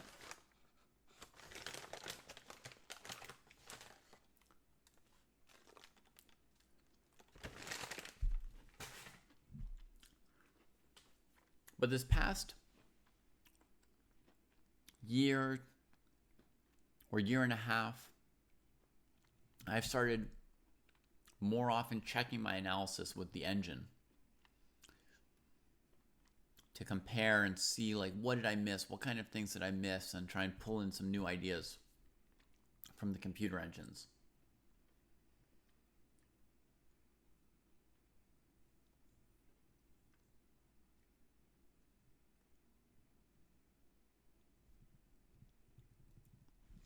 White's still thinking. Let's just click around a little bit. See one of our other games. Kostya, remember, brought this bishop back, transferred it to the long diagonal, pressuring b7, very nice. And now double rooks on the d file. Only thing is White might need a luft for the king at some point, depending on how the fight on the d file goes. But looks pretty promising with this coming next. Nicely played. Nicely played by White. There is this bishop b7 idea here as well.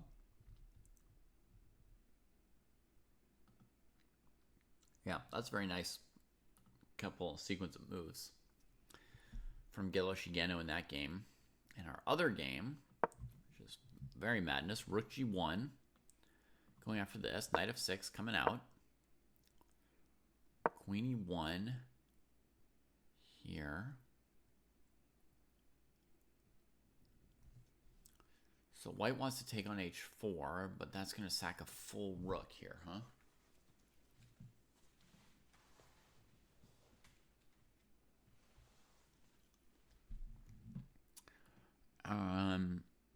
I think the move will be rook g2 to stop bishop f2 and just renew the threat of queen h4. I think that's good enough for White here. Here's one line here, here, here, here, here, here, here. And black can't take the rook because the mate's coming in too fast over here.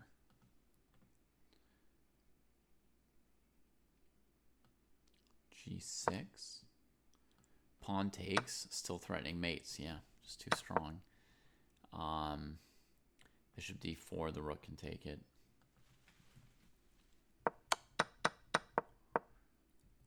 Rook g2 was just played, and black plays knight d5.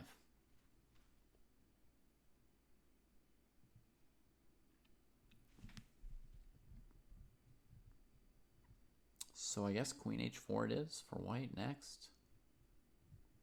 What's black looking at? Knight f4 or something? G6 fails to rook g6 too, you think? Okay, I wasn't sure about rook g6. I didn't see an immediate mate. And then I realized that pawn takes g6 was so simple mate that I chose not to cut off my brain calculating rook g6, which I didn't think would be useful for all of you.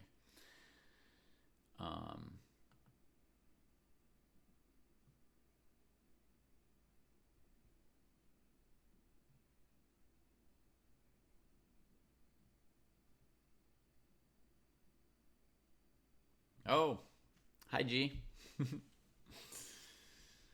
Family's looking well. Hope the parents are looking well too. I actually only know that the kids are looking well at the moment, so I hope the parents are doing okay as well.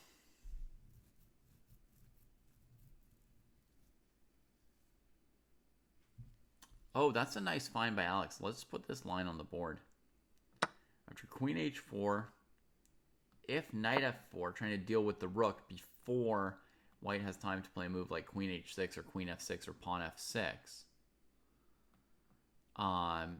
White can win by just using the rook to get rid of one pawn, and that's enough. Then f6 check, opening up the bishop, and mate. Beautiful, clean combination for White. Very nice. So there's no knight f4 coming here from black. Akil has just gone for queen h4. So now black primarily needs to be prepared for this move f6, I think. That's kind of the big threat, so to speak, from White here.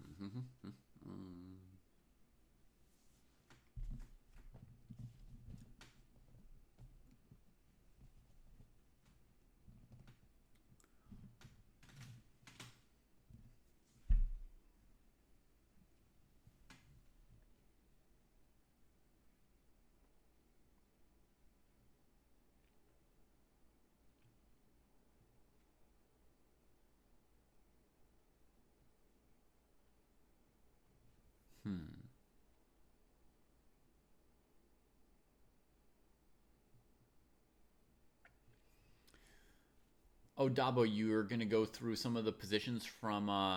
Oh, cheers, Hikaru. Have a good day, Jay. You're gonna go through some of the Dvoretsky stuff you learned.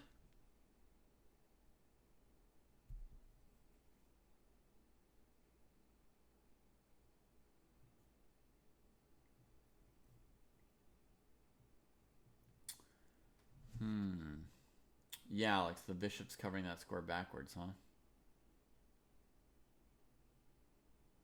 But you might be able to overwork the bishop, Alex, with rook g1. I mean,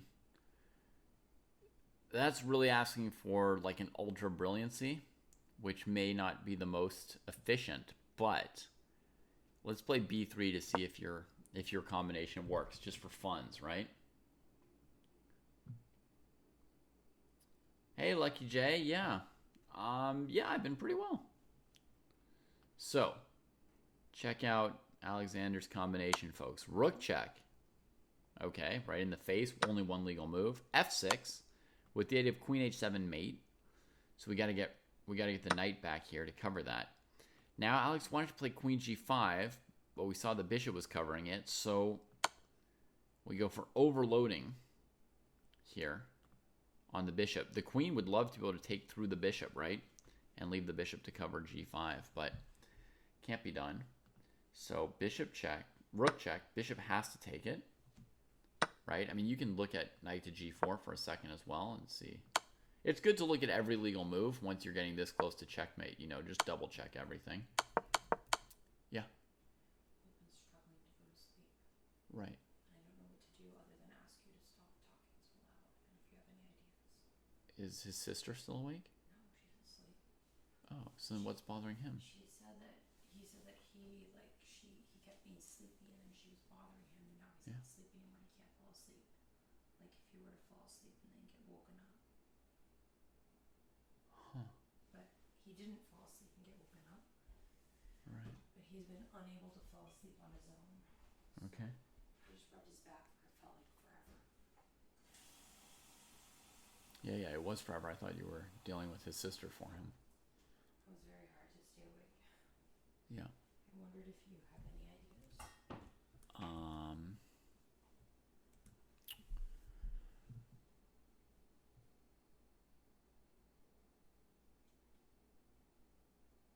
No, not really. You're just gonna have to lie there and rest. That happens sometimes.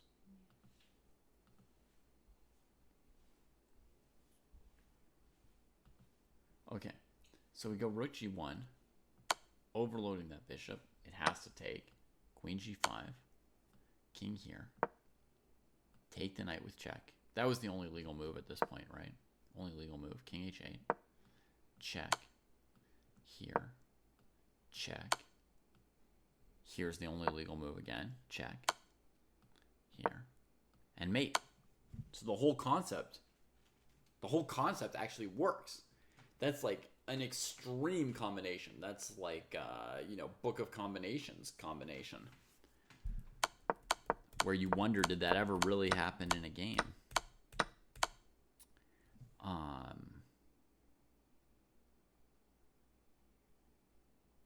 Now, it might slightly be marred by the fact that f6 might also win very easily here.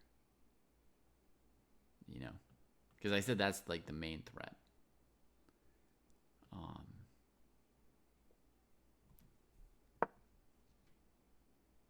Let's grab the position real quick so I can look it over later. Because that's pretty special. If I could edit the position slightly so that f6 isn't winning, but only the long combo is winning, then I can make a beautiful puzzle out of it.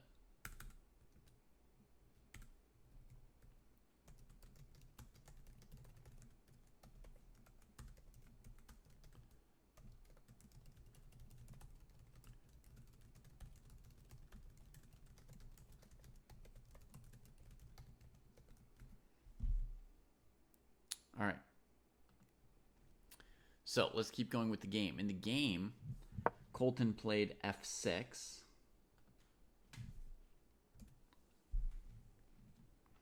So that stops pawn f6 big time, right? And really keeps the bishop from getting here for these checkmates. Here I'd probably have to think for a while if I were Akil, and yeah, Akil is thinking. That makes sense.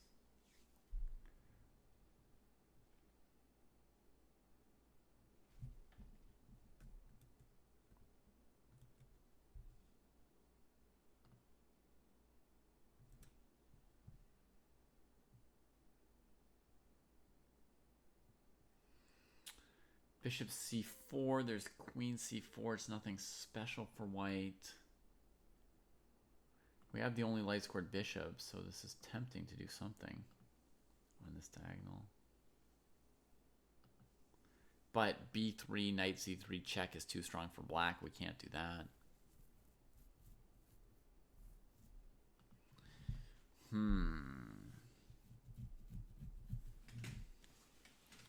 What to do from Akil's side?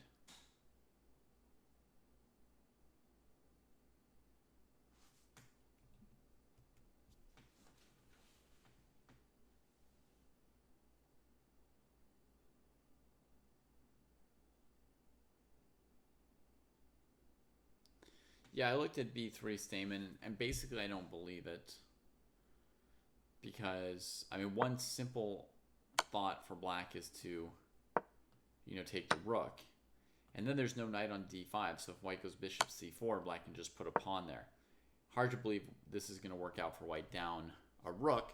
Plus, black has this resource of queen d4 or bishop d4, either to trade white's queen or to go for their own mate, right? And then on top of that, I realized, you know, maybe black can do something like queen c3, here, here, something like that. I guess not. There's always rook d4. But knight c3 check is just too good. So we need something else. There is an idea of rook to g4 here, right? And Chase McCoy suggested it with the idea of just trying to play bishop c4. Very logical.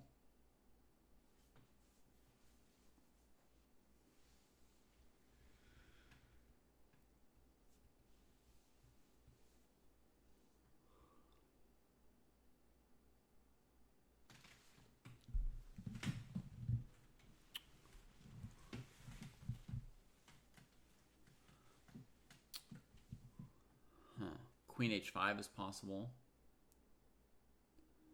Yeah, to me, bishop c4 is not really a possibility because you're trading off that bishop and then you're trading off, you know, into an endgame, most of your aggressive potential. You're currently down a pawn and giving up your good bishop. Just doesn't feel very likely that you'd have a good position or even any real chance at equality. If we play a very blunt, like queen g4, queen g3, something like that, black plays rook f7, and I don't really see anything wrong with it.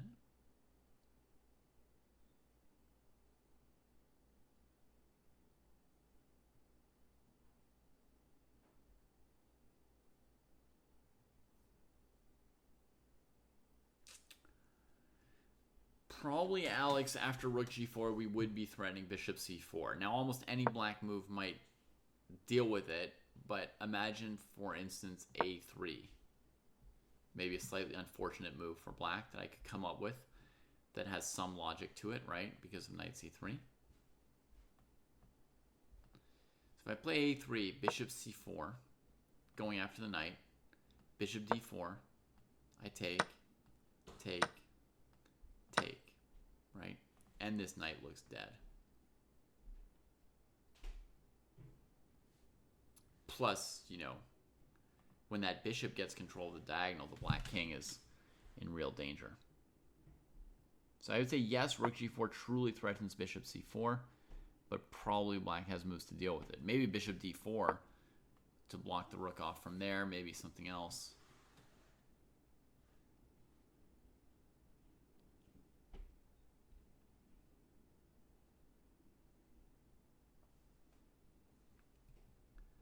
Can knight c3 check be played without pawn pushes? At some point, maybe. There are some tricks where sometimes you can play knight c3. At the moment, I don't think black's threatening it yet, m-maxing, but it can be threatened at some point. So white's in a slightly tough position here, yeah, because they're down a pawn and we're not seeing any great option for them.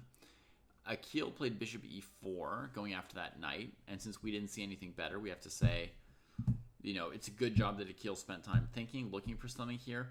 It's a good job that Akil stopped thinking at some point when there wasn't anything. There's no use flagging, right? You just have to keep playing with some kind of move. So...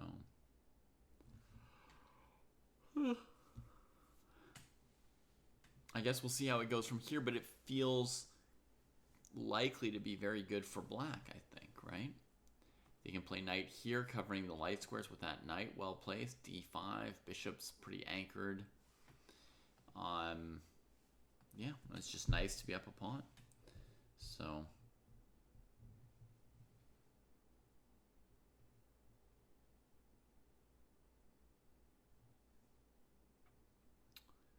Oh, keep maneuvering this bishop, huh? That'll generate some major threat once it gets to g6. So knight e7, bishop f3 is quite a question, yeah.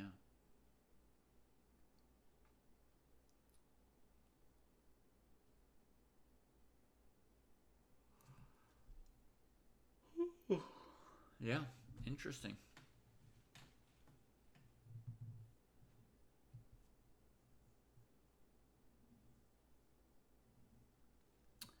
I don't personally see how knight c3 right now works if white takes it. Jared?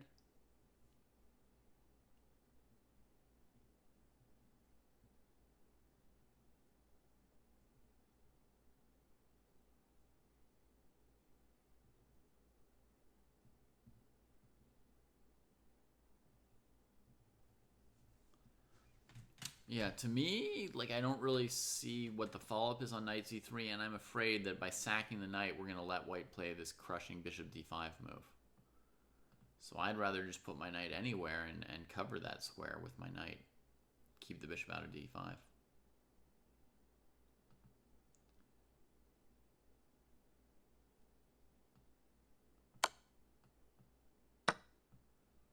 So your eye's on queen a3.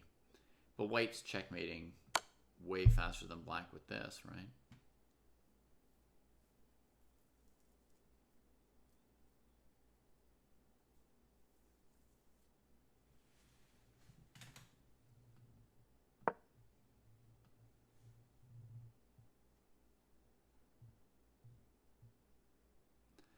Queen a4, queen h5, anything. And white's up a whole rook by now. Oh, Colton just moved. Knight b6. Covering d5.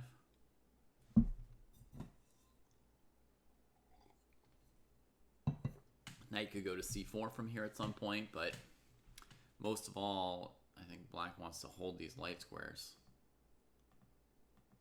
so the king doesn't get bothered from this diagonal. Now, bishop f3 to h5, that's the best thing we see for white so far.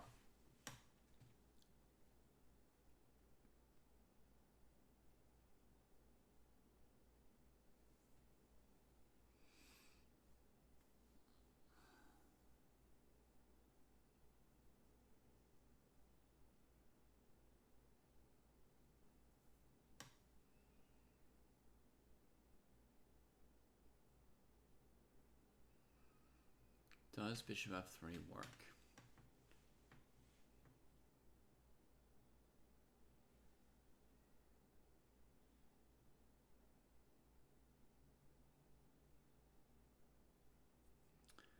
Yeah, Dabo, they do.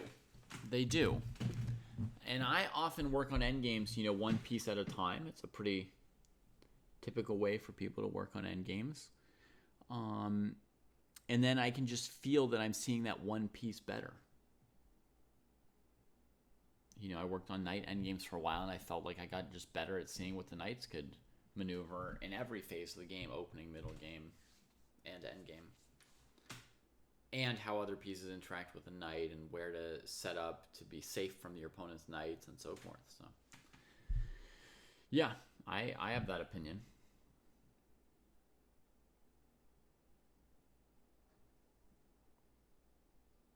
Yeah, Alex, it's a little tough to see a really good threat from black right now, huh? Maybe bishop d4 and then take on b2?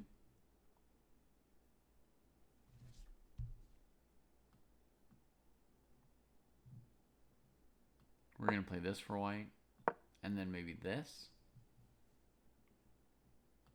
And if here, we can consider this move. Now that move's not really checky, so what if white just ignores us? Feels like white's attack is way faster than black's there.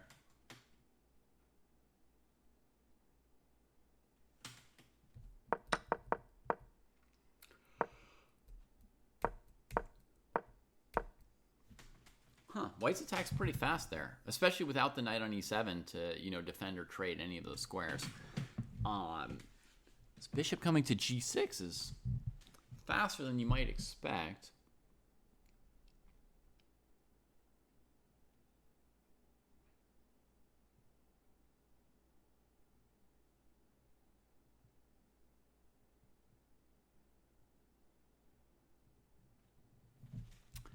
Maybe throwing this move, Dabo. It's not an attack. You asked me for an attacking... Oh, no, somebody else asked me for an attacking idea for black. This is a defensive idea. I'm going to try and confuse the coordination of your bishop and queen. This is a common theme in middle games, that it can be hard to get the queen and the bishop on the right side of each other that they want to be on. You know? Like, it often happens that you've got, you know, bishop d3, queen c2, and then you want to try and get bishop c2, queen d3, but it can be very hard to rearrange them, and your opponent tries to take away one of those squares, and then it's hard to find two other squares on the same diagonal.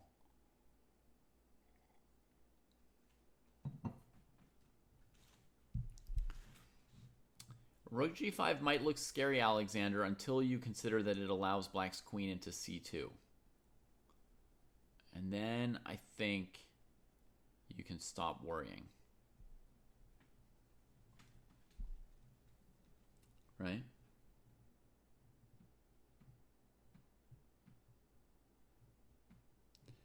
So now it's very hard for the bishop to get to g6 and the queen to get to h5, right?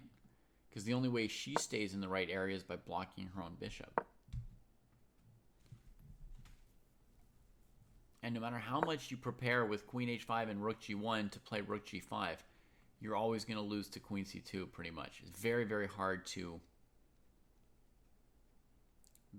arrange a rook takes g5 that works here. So I think this bishop g5 is actually a devastating defensive move.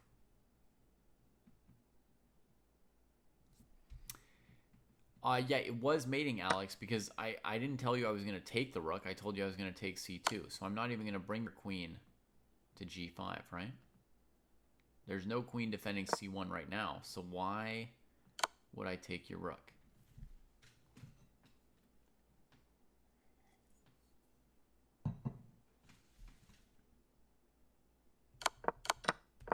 Right, so bishop g5, crushing defensive move. Idea queen g3 to play h4. Sure, you can do that, but when you play h4, the bishop just drops back to h6, or even comes forward to h4.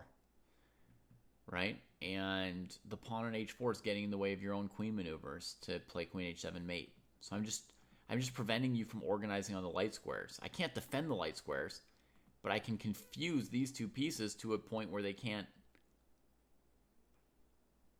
get to those light squares, right?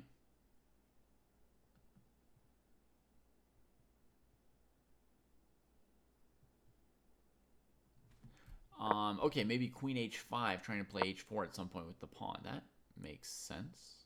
Yeah.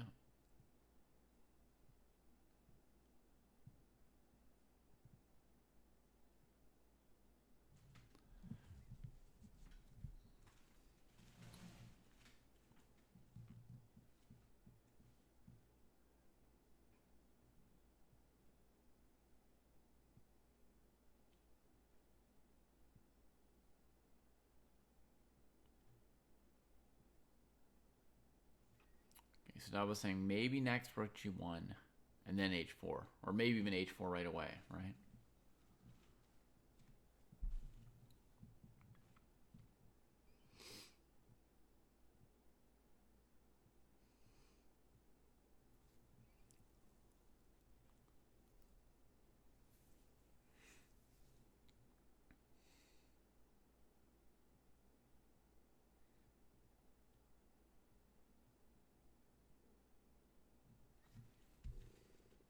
So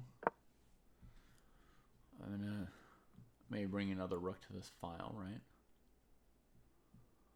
Pretty reasonable thing to do.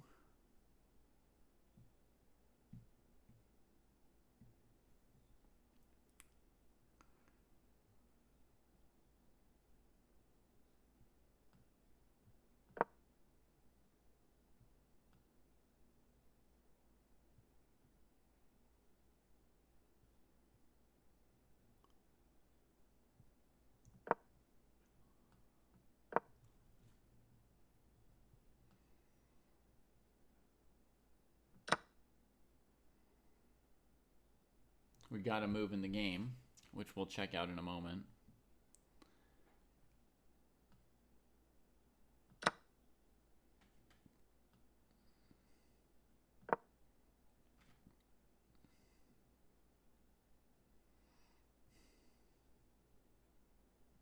Hey, good night, Lauren.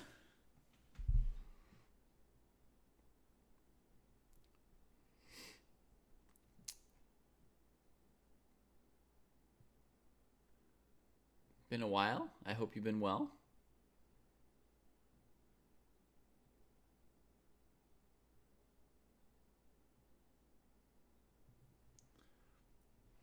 Well, this one here is wild. We've got a variety of styles of game. This is a Najdorf, so it's kind of up my alley. Queen g3 was the choice here. Rook f7 defending.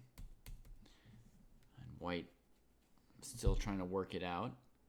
And then the other games we've got, oh, Campbell has won this, has converted this game here. This was our Carl Khan advanced, right? The end game. So we saw this right around the critical moment, bishop f4 check. White opted to take it. It wasn't forced. And I was worried for white that this rook position would be so good that white would really be worse in this endgame. And look at that. Black just aimed at this right away. King's covering these weaknesses, hurting white's counterplay. That's a good try by white, getting that g-pawn. Very good try, but black looks to simplify with the better king. Oof, and white locks away their king. And that looks like pretty much losing. If there's any hope here, it's still going to be this king d2 move. But locked away king, that's going to be bad news. Oh, goes into the endgame.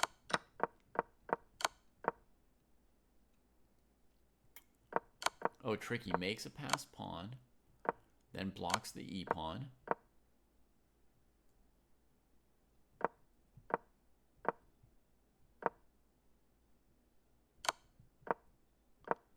Nice. And queens. Well played king and pawn ending by Campbell. And if white tries a simpler move like king c3, then, you know, king c5, king here, d4. And the two connected pass pawns win this endgame. Yeah, black played this endgame nicely. Just off that king position. And our other remaining game is this one here. White's been playing with an extra pawn for a little bit. We got rook d7, rook b8, stopping bishop b7. White doubled rooks, I assume. Black goes after this bishop. And if the bishop moves somewhere, then it might let the queen in for some degree of harassment and annoyment. So I would strongly consider bishop h5 here, just to not let their queen get into such good position against me.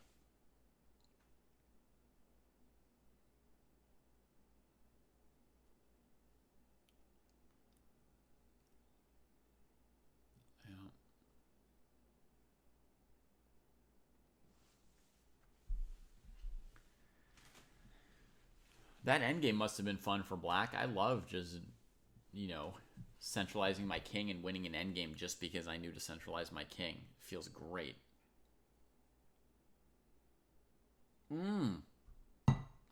C4, looking to get the queen over. I really wanted to get the queen over, Lauren. I'd already been thinking if black plays G6 to stop me from F7 to keep trying to run this bishop out of squares, I was looking at queen B4 to get my queen, back into the game, so to speak, because I sensed some potential action on the king side, but I didn't notice this geometry you mentioned of C4 to just bring her back like this. Knight F3, queen F3. Black can take one of these pawns and maybe the other one on the next move, but we're going to take on F7. So maybe, sorry, my mouse is not working very well. Maybe queen here, so that after the trade and trade, my queen comes back to the more centralized square. And, we want to play rook d7, but we got to get rid of back rank mate first. White's got some potential here, but black may also defend. They're not critically bad just yet here. I enjoy bishop g5 knight or for both sides, Armoda. I think it's a great opening. All around great opening. All right, white chose bishop e4. So now we're really going to see this queen come into e4, and what's white going to do? Maybe just play queen c2 and just kind of cover things. Yeah, the problem with going to that position, Lauren, is that we started out with an extra pawn. So to do all that and give up our extra pawn, I would want something very concrete in that endgame, because I feel very comfortable in my chances to convert almost any random ending with an extra pawn here. With white having the open file with the rooks, the bishop versus knight, I feel you take the queens off the board, white's winning. You take the queens off the board and even make one little worsening of my pawn structure, I'm probably even still winning. You take the queens off the board and tell me I'm going to make one or two mistakes in the endgame. I think I could win with one or two small mistakes even. So, the white position is so good right now that when we compare that with something like this, this feels kind of, I don't know what the best English word is for this. In French, we would say fade. Just it's not very colorful or flavorful. It's kind of, not enough. Not enough.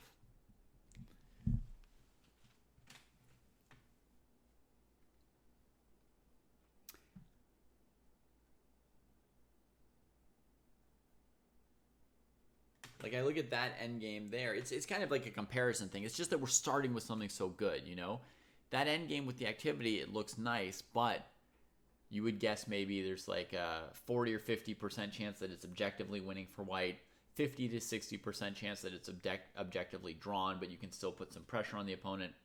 Whereas this one here, I'm thinking it's 100% chance I'm winning if I play well. So let's see. Let's have a look at this discomfort. Can black bother us much with this queenie here?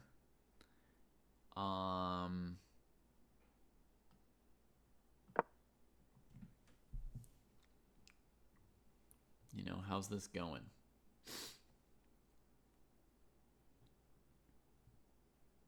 Maybe I should just play h3. Just get it over with. Get rid of my back rank, right? And just keep going. Queen g5, I suppose. Maybe just flex that all queen trades are winning for white.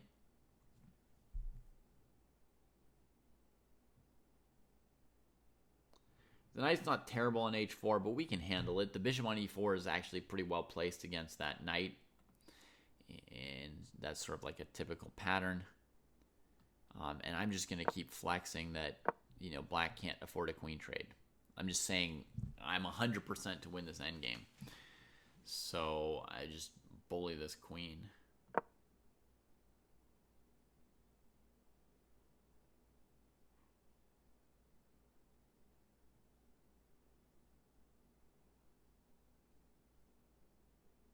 And yeah, I can do whatever. I could play g3 if I want. I could play a4, king h2. A lot of little improving moves I can play from here, but you see I have taken over the center with these pieces. I've got the file, got all the diagonals. You know, just very comfortable, very comfortable. So it looks like queen e2 is not a huge problem for white here. Goloshigeno playing overall a very good controlled game here. Black's thinking, you know, does queen e2 do something, or do I have anything better than that? They don't have anything great, so it's like a pretty tough position to play. You want to really look for some sparkling and creative counterplay on the king side, right? I guess there you've got 4 against 3 pawns for black. Knights on the king side, some shot at white's king, but maybe f5 should be played right away to kick the bishop off the dominant square before things get worse.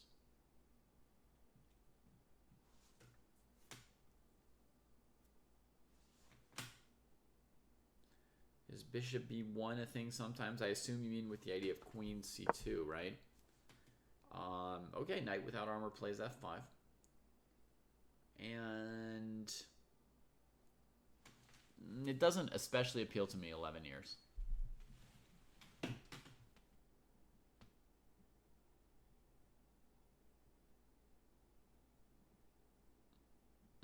That's right, Alexander, yeah.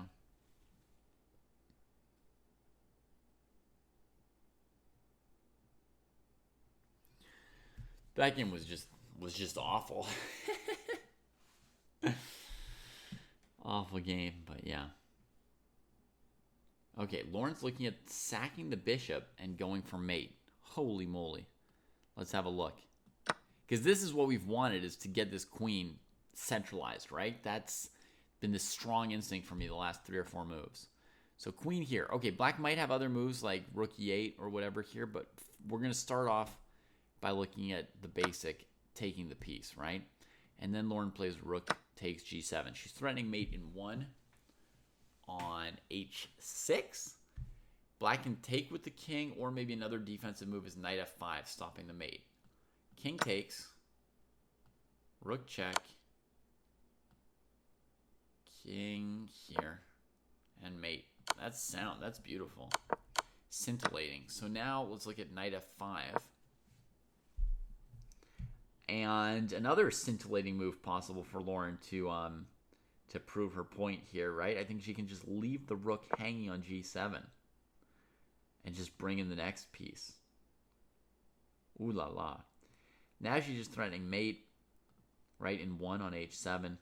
And if knight takes, queen takes, and she comes in here. I would be shocked if black had a defensive move here after rook d7.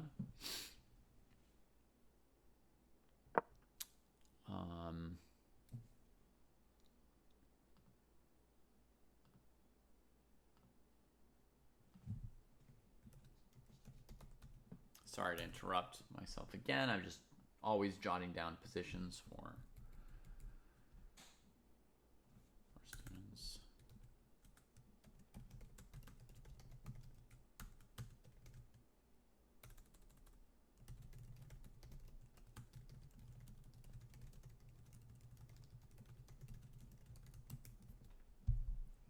Okay, let's go back. So I think that at this point here, rook g7 is winning. So that means here, black would need one of these rook e8 moves to work, right?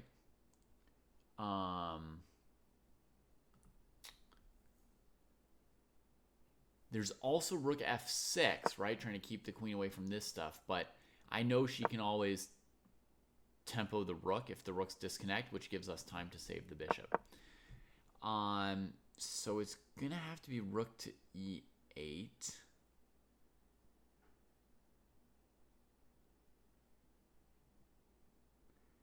I just saved them to a Word document, Alex, yeah.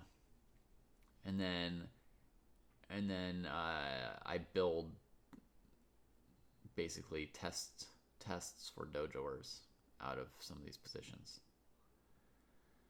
So let's try rook e8, queen f7. That should save the bishop, right? Threat seems good enough. Rook e8 with the other rook. Then Lauren's suggesting rook e7. So then this thing is hanging on e8, so there's no time to take on e4. And rook takes, queen takes, looks hopeless. Is there a trick here with queen e2? We have to be very, very careful when engaged in wild tactics.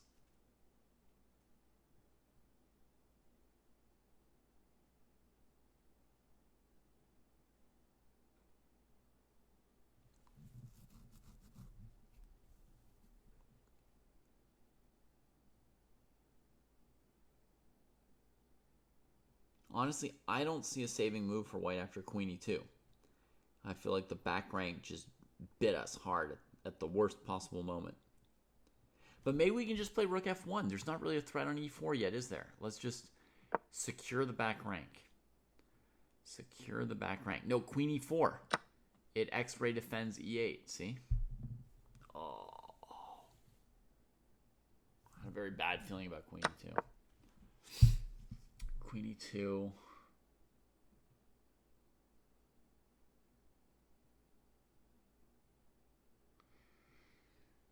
I don't have it open, Alex, but I've opened it so many million times that in my browser I just start typing a couple letters and it pops up, and then I reopen it and add things to it and close it again.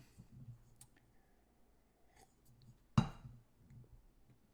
been putting a lot of puzzles in there for a while. I think queen e2 wins here. I'm going to check this one before we go on. It wins for black. Yeah.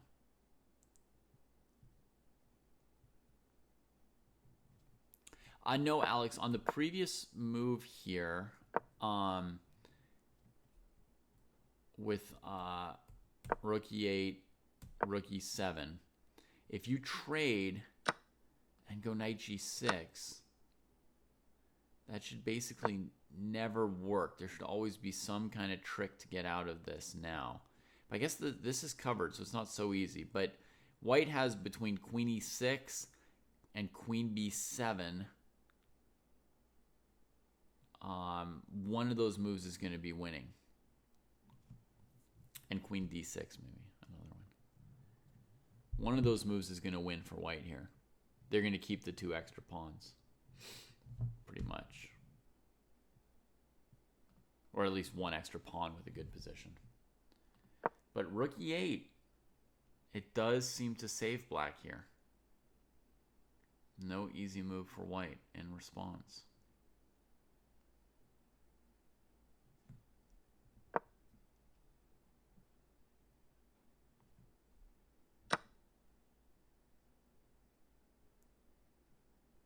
So queen e6 here would be a false brilliancy. White hasn't moved yet. They've been thinking for a while. Whew. That's hot.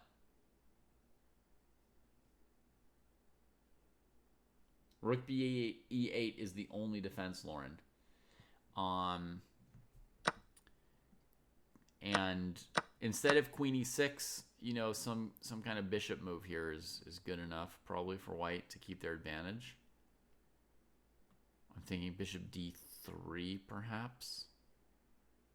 So you go to c4 or b5 or f1. I don't like the idea of tucking into b1, in other words. I think that's the worst place to go. Somebody in chat was asking, can we play rook g7 first, right? That was truly insane, right? They want to sack the rook without even black having spent a tempo on the bishop. Really hard to imagine that working, but okay, rook f7, there's queen e5, and you pick off this rook. Rook b7, the bishop's on it, and then there's rook b7 winning the queen. Uh-oh. Why would I not be able to defend this for black? That's completely insane.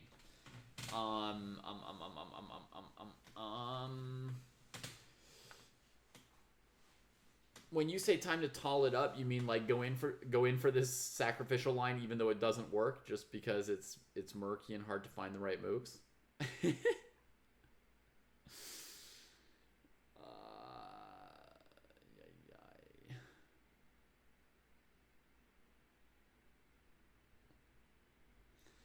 The thing is, like, when you're basically winning technically, it's a very odd moment. It's just not the percentage to go in for the Dark Forest. I love the Dark Forest, but this is not the time or the place for it, you know? When you're up a full pawn with full control of the D file and just technically winning position, you know? It's just, when you're completely winning, I can't coin flip here. I'm sorry. I mean, your concept was beautiful.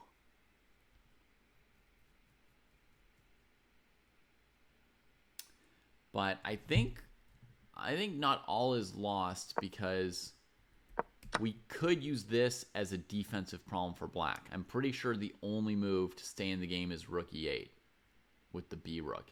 It's not insanely hard to find rook b to e8.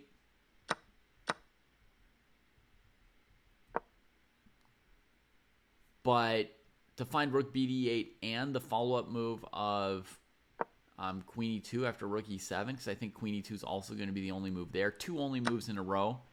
I think that's a good enough puzzle that we can use that one. So let's go f5, queen e6, and grab that. You like your Toyotas, huh, Durian?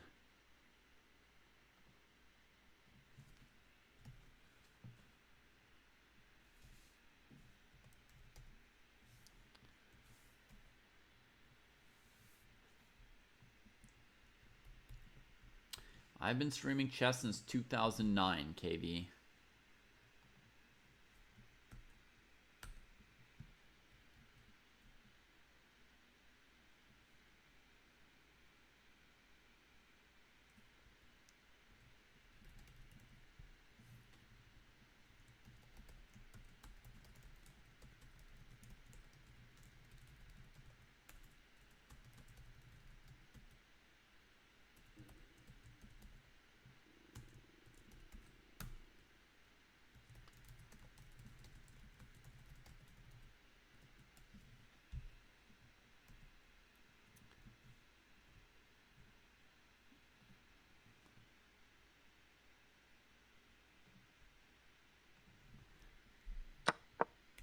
Shigeno still thinking here. So only f5's been played so far.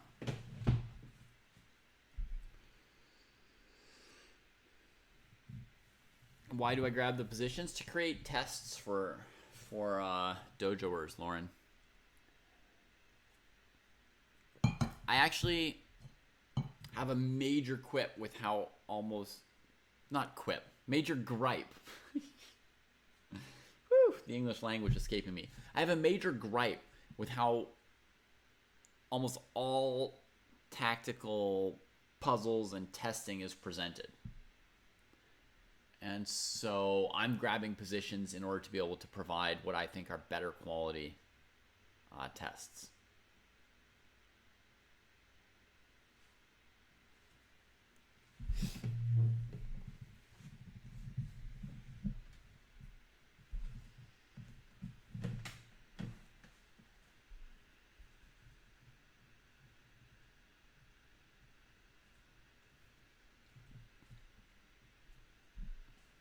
Gil Shigeno taking this very seriously, this move here. I'm fine with positions being from real games or being composed either way, Jared. I think the number one mistake in how tactics are presented is that they're almost always positions with one winning move. And even if those positions come from real games, that is not really the type of that's only a small subset of calculations that you do in games are like just positions where you know there's one winning move and no other winning move. Also, One of the hardest things in a real game is knowing when to calculate, or knowing what kind of a thing you're looking for. Are you looking for a move that wins a pawn, or a move that wins a queen, or right? To have that instinct for when to look and how good a thing you're looking for is very important. You don't have that in a game. So when people are solving puzzles, they know exactly what they're looking for, right? So if you show somebody this position in a puzzle book, they'll immediately come up with Lauren's brilliant idea, which none of us would think of while just playing along, right? Of queen e6, fe4, rook g7. They'll immediately think of it and slam it out and, oh, they're a genius, puzzle rating 3000. But in a real game, half the time these brilliant moves don't work because of rook e8. Or some like amazing defense, rook e8, rook e7, queen e2. So then they don't put it in the tactics book because it's not a simple winning variation. And the truth is, people are playing queen e6 in their tactics without even looking for counter moves for the opponent. Right? So Agard and Sokolov are probably great trainers, Alexander, but even they, I think, well, I don't know for sure what position Sokolov uses, but I have seen Agard's work. Even Agard, who's, arguably one of the 2 or 3 best trainers in the world now, even Agard, he gives problem sets where every single position has one move that's better than all the other moves. But in real life, there are some positions where there are 3 good moves, some where there are no good moves, some where there are 2 good moves. So when I'm creating my puzzle sets, there's always some positions where there's no answer, essentially, right? Where you're just supposed to say, we back off with bishop d3. We don't play a tactic, right? Or a position with 2 different winning moves and 3 moves that don't work. So if you're just on the autopilot tactic mode, you just assume one of them is the answer, but it's not so clear, right? Because 2 of them are looking promising, so you remain confused, right? Is that right, Stamen? So I was okay with my quip? You're right, Lauren. After queen e6, rook b8, there's only one move that still draws for white, and it's bishop b7. So very, very nice find, Lauren. And that's the kind of calculation that's really, really good to have in practice. That's the kind of calculation that's really, really critical to be able to do those little calculations back and forth of lines that don't necessarily line up perfectly as like, oh, bam, bam, bam, checkmate. Oh, bam, bam, bam, we win the queen. That kind of practice of just like forced wins, that's good for players like 1200, 1300. But at a certain point, that's not what you're really facing in games. In games, you don't know what you're looking for. Priming someone to know they're looking for a forced win basically makes the training useless after a certain level. Essentially useless. So I think it's very, very important. People hate it now because they're used to stuff that's not good for them. People hate the Chess Dojo tests, by the way. It's like our least popular product. They hate it. They hate it because it's good for them, right? It's like, how many kids are clamoring for, I don't know, spinach and broccoli and I don't know, kale or something, right? They hate it because it's good for them, and it's harder than just solving a bunch of mate in 2s when somebody's told you in advance that they're mate in 2s.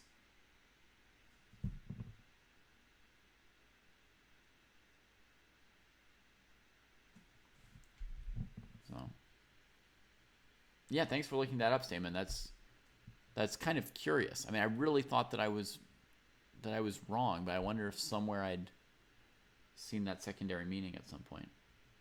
I don't have a time estimation on when you'll get new tests and maxing. Sorry.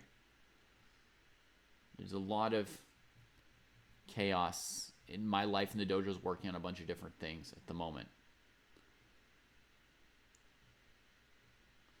But, basically once you're past a certain rating level, almost all the normal tactics trainers are pointless, because just because you know that there's a win means that the training is almost pointless to you. Okay, Genu is saying this rook takes g7 idea might be a draw. After rook g7, king g7, we had queen e6, I mentioned rook f7. There could be queen e5, king h7, queen b8, fe4, and then what would it be? Like rook d8, Genu? No, then knight g6, it feels like white doesn't quite have enough. But, I mean, let's just say white's got 3 pawns against a knight here, so it doesn't take some amazing move for white for this position to be about equal. Maybe Genu just stopped and evaluated around here. Said it's like 3 pawns for a knight and the game just keeps going. Maybe you centralize your queen. Although queen e2 might look slightly annoying again. I don't know. But, sure, Lauren. Answer rook b8. It's bishop b... I mentioned that you found bishop b7. Is it something different or deeper than that? Center and yeah.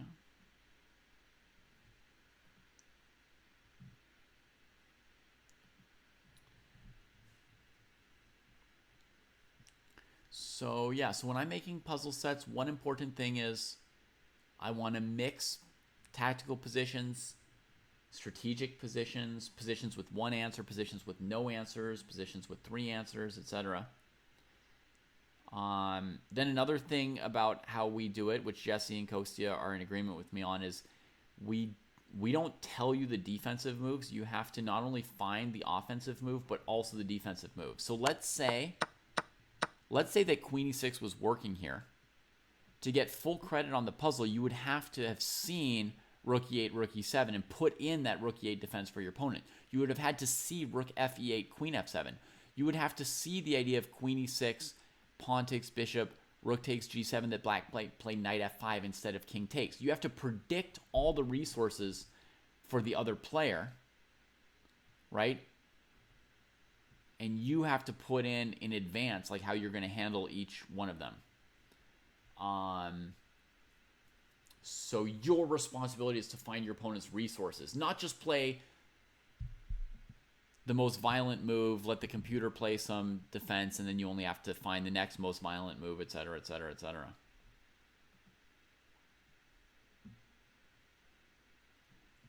Sure, tactical puzzles are, they're fun, and they're not completely useless, and, they're fun, they're pretty. They may show you a new pattern every now and then that you didn't know, even if you were a pretty good player. But their value is, like, decreasing dramatically, right? Like, they're not the ideal kind of work that a player in the 1600 to 2200 range should be doing, right?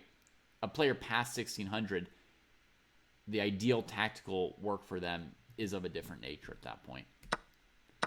All right, Gelo Shigeno, by my count, thinking maybe 15 minutes already on this move.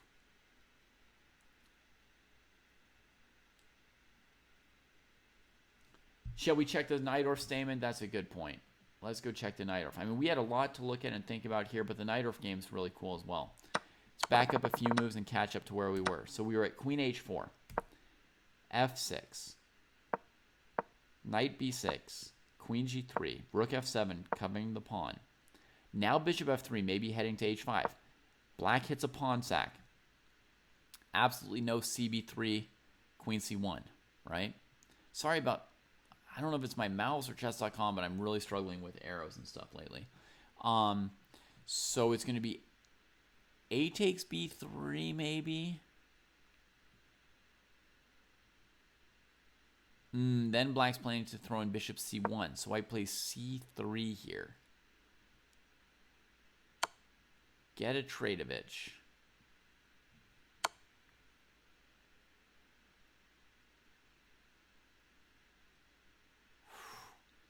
I'm so tempted to look for something more destructive here as black.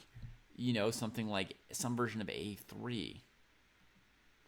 So I think this is the live position. We've already caught up, so we can look at one other option here for black. Let's just look at it sort of an instinctive move for me. This is kind of an instinct. It creates maximum destruction on my opponent's king's pawn structure. Now, the line I'm most concerned about is that they managed to take this way, take this way, take this way, and then cover all these pawns. Do I have a follow-up? worthy of... Well, I need something really powerful here. Because I just sacked a couple pawns, right? So go here with the idea of queen a3. 1 second. What's that? Less loud? I guess so. Okay, there's some requests that I be less loud, so sorry, Dojo. I don't have an office, you know. I've been at this for a long time, but I don't yet have a place, a dedicated space from which to broadcast, from which to stream. So you might have to turn the sound up on your computers.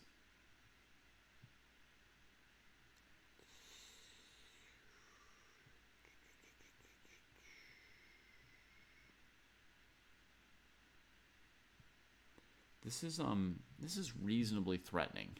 There's no easy answer for white against this. Because rook a1 is just going to lose to queen c3. And we're being told that white went for it in that pawn up position. They went for queen e6. Holy moly. So the only move I'm really seeing is b4.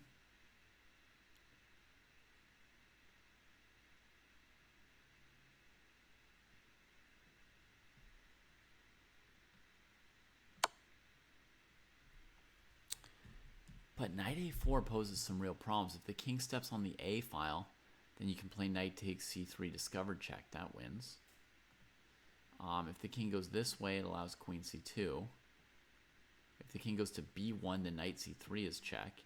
And if the king goes to b3, queen c4 is check. So this wins right here. Black just wins. Wow. How do you feel about that, folks?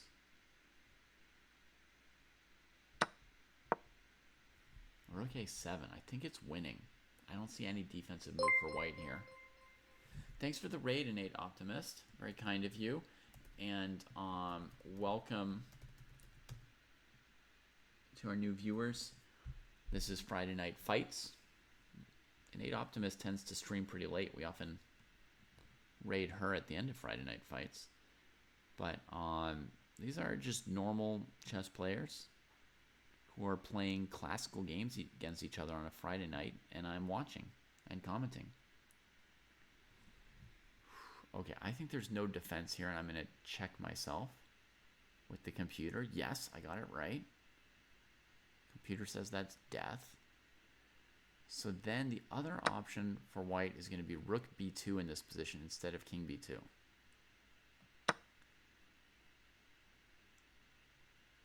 And that was not so easy to see how black's supposed to break through, but maybe just start with sending a rook over here.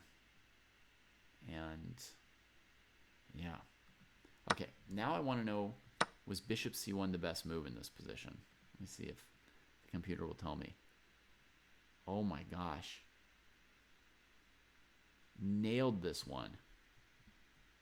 The best move for black is bishop takes c1. Right on. And then rook c1, a3. Ho-ho! Yeah. I found it. All right, folks. So that hopefully makes a little bit of an impression on you, and some of you might remember what we're going to call the maximum destruction pattern, right? We don't take. We get rid of the knight that's covering that square, and we put all the pawns like this. We just annihilate the area.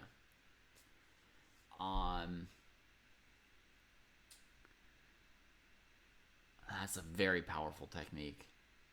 It's a very powerful technique. It doesn't win every time. It's just a thing you have to calculate. Sometimes it just loses your pawns and fails horribly. But it's worth looking at. It's worth looking at.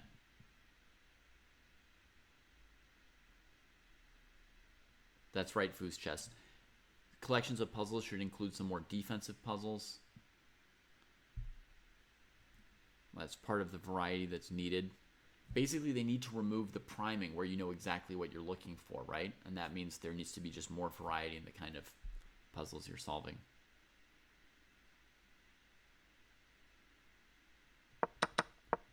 All right, so let's follow the game. We get check, knight takes, bishop drops back. Black's position's still all around pleasant, you know. The knight may at some point come here, though we really have to watch out for bishop d5. And we have the a3 moves coming at some point anyway, so it's still like a pleasant position for white. And now we're going to switch to the other game for a moment. a3 breakthrough coming from Colton. Very nice move. And Colton's got a big time lead here, so it's looking good for them. But we're hearing that sacrificial madness is being unleashed here by Golo Shigeno. They go for queen e6. Only one defensive move, rook e8, is not found. Fe4. Boom! The destruction! I tried to be excited, but quietly there. I'm very excited about this. So, Gelo Shigeno gets rewarded for going into the deep dark forest, making the Tau move, even though it didn't work. Calculated for 22 minutes here. So not just assuming I'm up a pawn, I'll eventually win, I don't need to play precise moves. No, Gelo Shigeno is really trying to play this game well. The move doesn't quite work. And I assumed that Gelo Shigeno missed queen e2, that they saw rook e8, rook e7, that both players saw rook e8, rook e7, and said, yeah, that doesn't do it. So black goes here, and now we know that this is checkmate. So white's being rewarded for their bravery, in a sense. But I almost feel like they should be punished for their risk-taking, because that position was just winning if the bishop retreated to d3.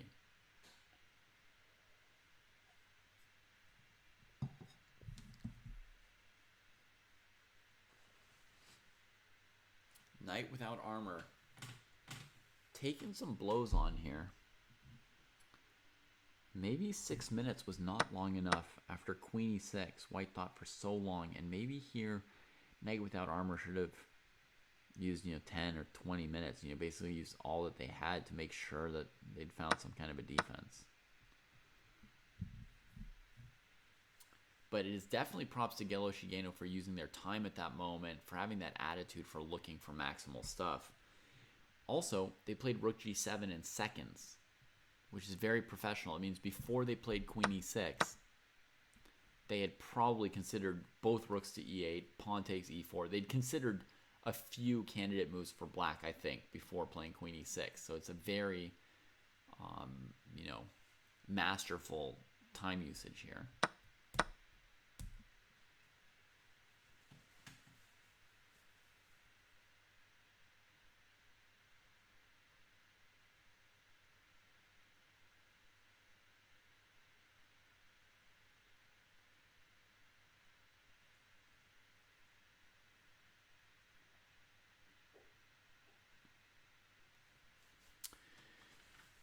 Yeah, for sure. You plug this into a computer, it doesn't give you the human feeling of like working on this puzzle, right?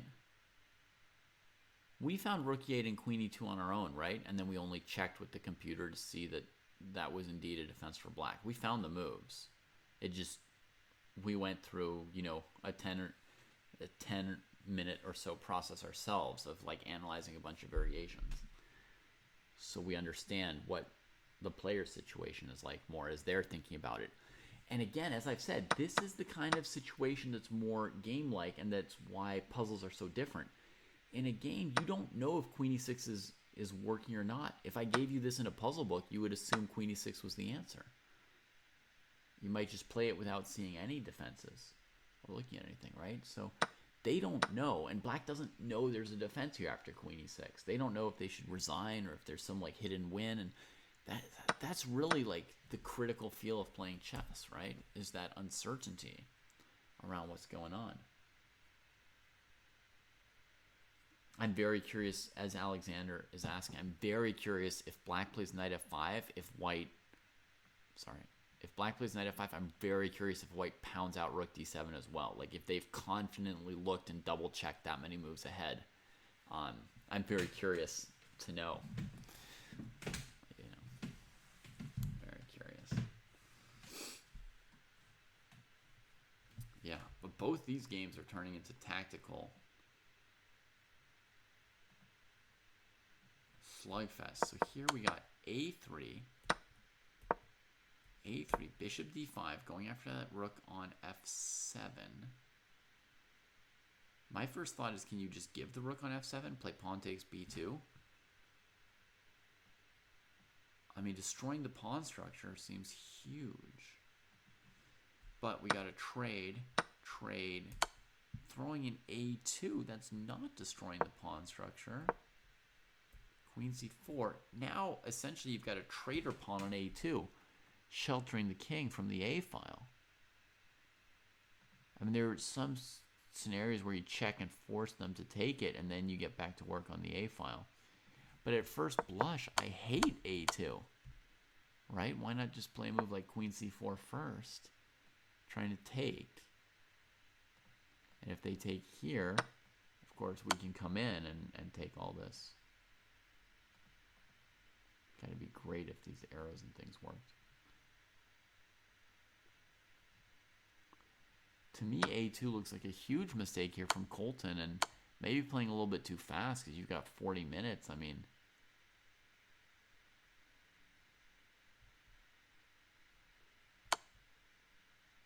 yeah, I don't like it. It feels very wrong because I feel like if black managed one more pawn trade, their position should be winning. That should be enough to say black is simply winning. And it looks like the pawn trade's almost forced, and then we like fumble it, kind of, right? Fumble the trade. Here's queen g4, looking to go into an endgame. White's been down a pawn for most of this game, but now if you trade queens, you'll be able to collect the pawn on a2 in the endgame.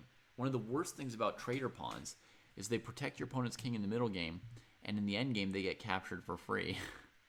So traitor pawns are just the worst. Just the worst, you know? And the other point of this move is that it's covering d1. So it's dealing with queen f1, because you'll be able to block on d1 with this rook. So queen g4 is a nice looking defensive move from Akil, who's in mild time pressure, but they're going to start feeling it because they're getting down to a point where they won't have enough time left to play an endgame properly. Hi Unicron, hope you're doing well today. Maybe some people call them umbrellas. I call them traitors. Yeah, that's my own term. I didn't see it in a book. It's just what I call it. Shigeno has won the game already. So after rook g7, black took it. Sorry, a little bit of lag. Black took it and just straight into the mate. The rook on g2 would be hanging cyber pilot, so white would have to block with the rook, not the queen, in the game we were just at a moment ago. So congrats to Gilo Shigeno, taking the game into the deep dark forest, entertaining us. So here the idea with queen g4 is, whoops, queen b3 just played, okay. Is that against queen f1, you block with the rook, keeping your queen on both rooks. And the game goes on. White defends for now. King with a hat. Okay, so we get the move queen b3.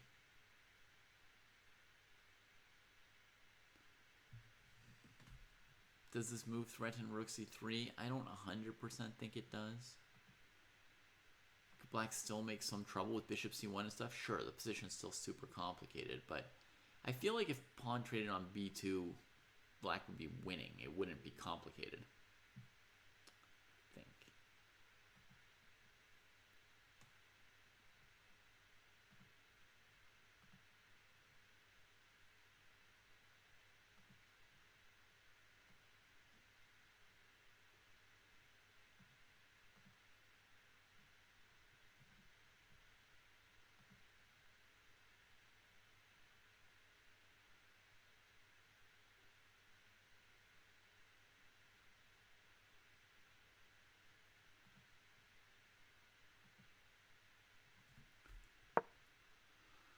Okay, queen d1 played, yeah. White again trying to get that queen out of there. And,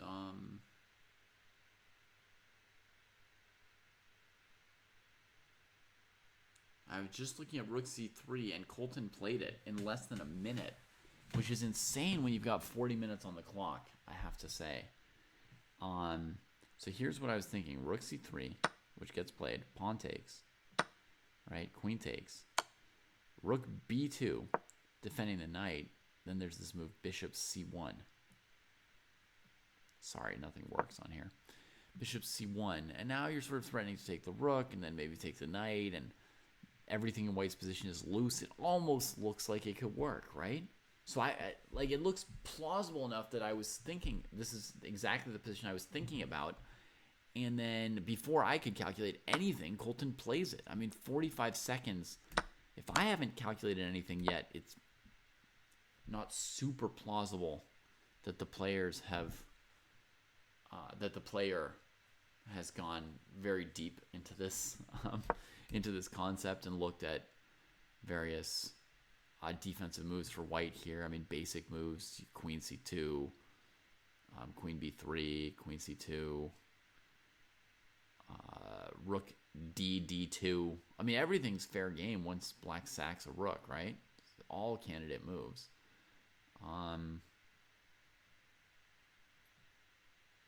Knight d3 to go bishop takes, knight takes. So no, I don't see why you would sack a rook in a good position with tons of time on your clock without thinking about it. You know, you would want to at least think about it long enough to know that it's good or something. But yeah, black kind of gambling a little bit.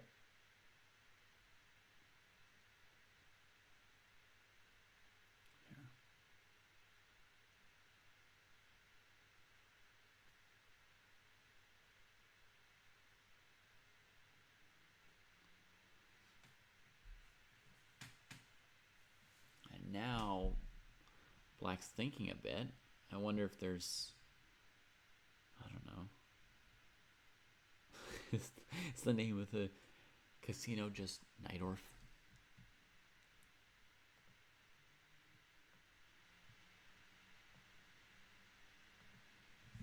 The appeal of the Brilliancy Prize.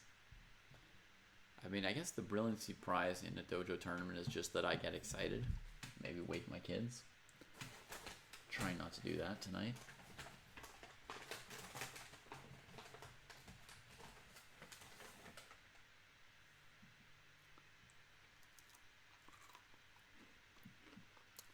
That's the big difference, Alexander, yeah. In our other game, Kostya no had probably a winning position, a time lead, and decided to sack, a piece and a rook, go into crazy, gambling complications. But the difference is, Kostya no calculated for 22 minutes before going into it. Colton, 30, 40 seconds. If you spend 30, 40 seconds, it's just not serious, right? Rook b7 doesn't even go for bishop c1, which looks like the more plausible or complicated move. Here it looks like white has maybe winning moves with rook d3 or queen b3 right here.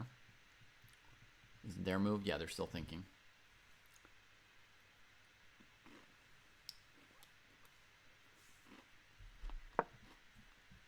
Yeah, blah viciously. Lots of moves for white after bishop c1, such as queen c2. But at least this move wins something back, right? Maybe even queen e1 here is still interesting, but check. Here, takes. Black's down a knight, but if they collect all white's pawns, it's interesting. I'm not saying black shouldn't consider it, right? Remember, this is literally the move I was thinking about when black played it. I was sitting here calculating rook c3. But my point is, if I've got 45 minutes and my opponent's got 12, I'm going to think before playing a move like rook c3. I'm never going to play this move quickly. Right? Never.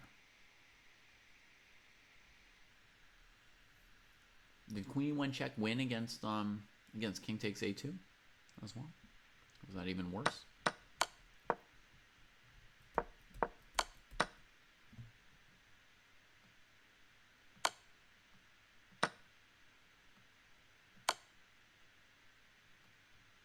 Is this winning?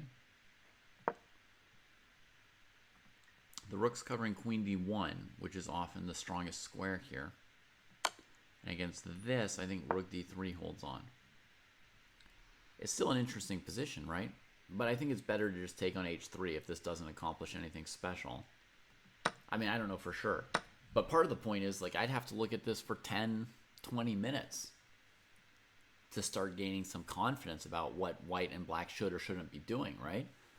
And our blunder, so to speak, from Colton is the time usage there. You can't go for such a complicated line after 30 seconds of reflection. I mean, it could be completely losing, it could be completely winning, but you don't know. You're just completely guessing. Now, queen c4. There's kind of a trap here. Queen b3 looks desirable. But I think queen b3, rook b4 weirdly loses a piece. Yeah, rook c3 could be completely winning, could be the best move in the position, and I would still say black made a huge mistake by playing it quickly, right? Because they were just guessing. I will never believe that they knew for sure that rook c3 was good in 40 seconds. I just won't believe it.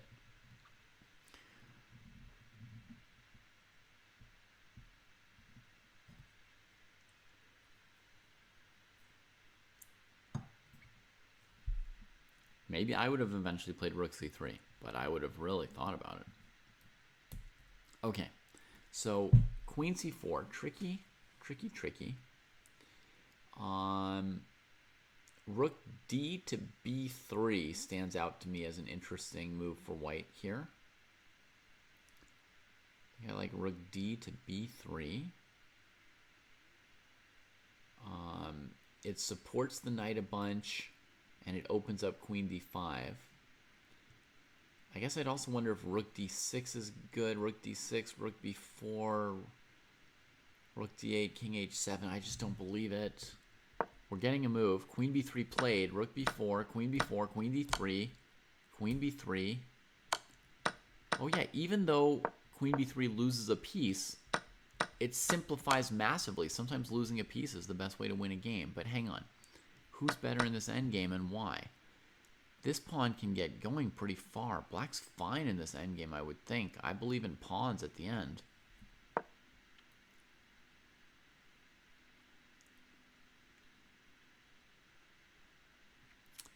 Queen b3 pinned the queen, Alexander, so there was no queen c1 after queen b3 in the game position. The line they played.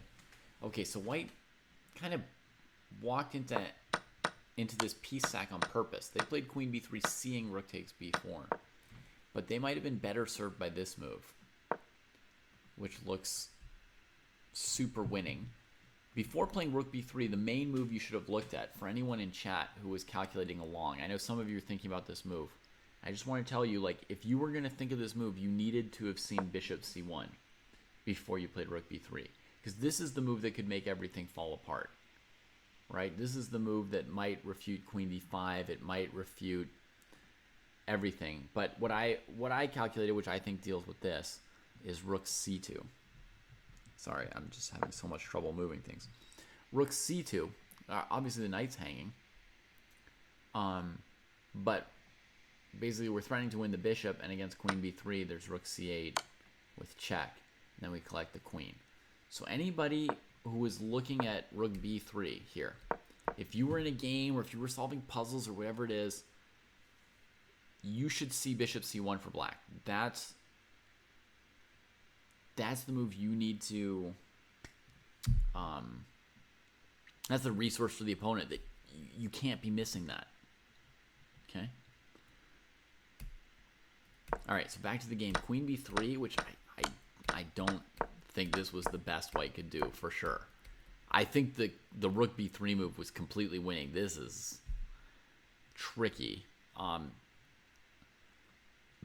Maybe if we got our king into light squares, white could become better, but maybe if these pawns get a little bit further, black could be better. I don't know why black spent a tempo on bishop f4. Doesn't it make sense to take some light squares?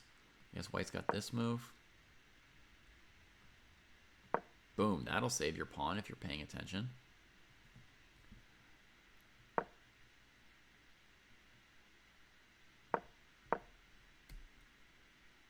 I don't know what bishop f4 is about at all. It's a pretty random move.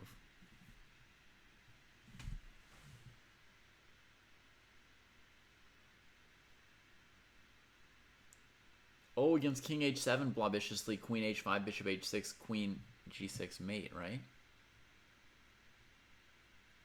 And against king f7, maybe queen h5, king e7, queen e8, king d6. Where's the black rook?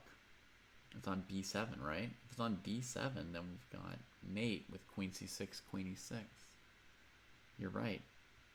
It's not mate in 1, but I think it's mate in like 2 or 3. Let me try and remember where all the pieces are. Black's queen's on b3, covering the mate on e6. So king d6, queen c6, king e7. Well, there's queen b7 with check, and then it's easy to mate. Yeah. So you're correct, blobiciously. White can mate instead of taking the queen. I did not bother looking at that when I calculated my line. I didn't see that detail. Okay, bishop f4, rook b4. Trying to stop the move e4. That makes sense. Here comes the king. So king c2, king h6, king d3, king g5, king e4. White's king makes it in time, and now white's going to have the advantage. So even here, the right move for black was this, right, Philomes? To still go for this pawn. Because you can come here. Defend that.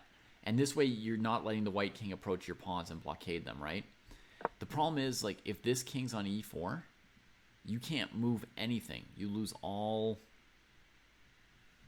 mobility to your pawns, right? So even with this bishop f4 move order, correct e4, I'm guessing. And you're still good.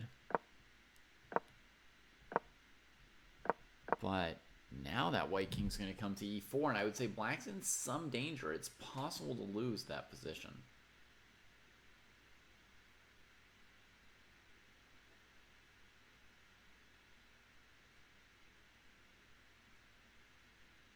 Correct, Alexander.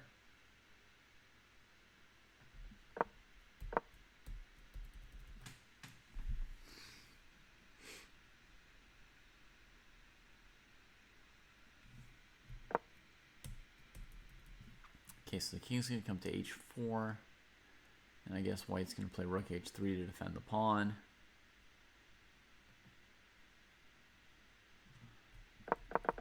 Yeah, bishop f4 is a very weird looking move. Could we go bishop d2 to c3 instead? Yeah. Potentially it looks like a fine move. I guess my issue with this move, though, is there's king here, here, here. Right? And we get frozen. And to me, the priority is to get control of a light square with these pawns because we've got a dark squared bishop. The main way to not win this endgame as black is to get these pawns frozen. Because I think black's better here. And I think e4 does the trick, you know? That's like the priority, the thing to do. Yeah, the bishop move was to get out of the way of the king, but...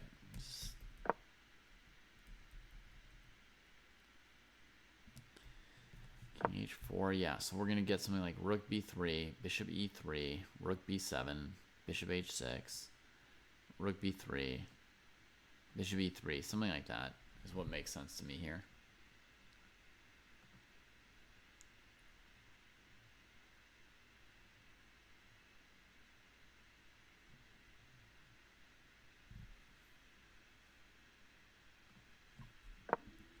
Rook b7. Yeah, so bishop h6, rook b3, etc. I think it's just got to be a repetition draw right now.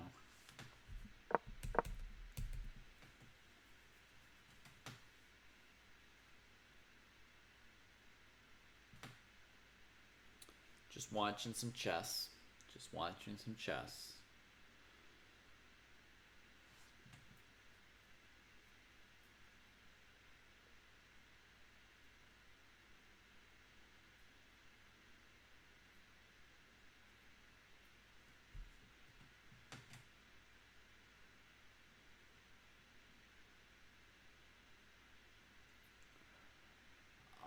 I think nobody's really pressing Alex. I just see it as a draw now.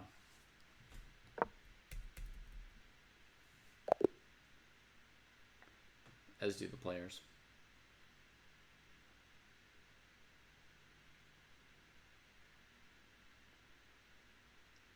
Chess.com says a well-played game that ended in a draw. 4 great moves, 16 best moves, lots of good moves in the game. Yeah. So it's a draw. And now my question is, what's the best black could do in this endgame? Could they have played e4 for advantage?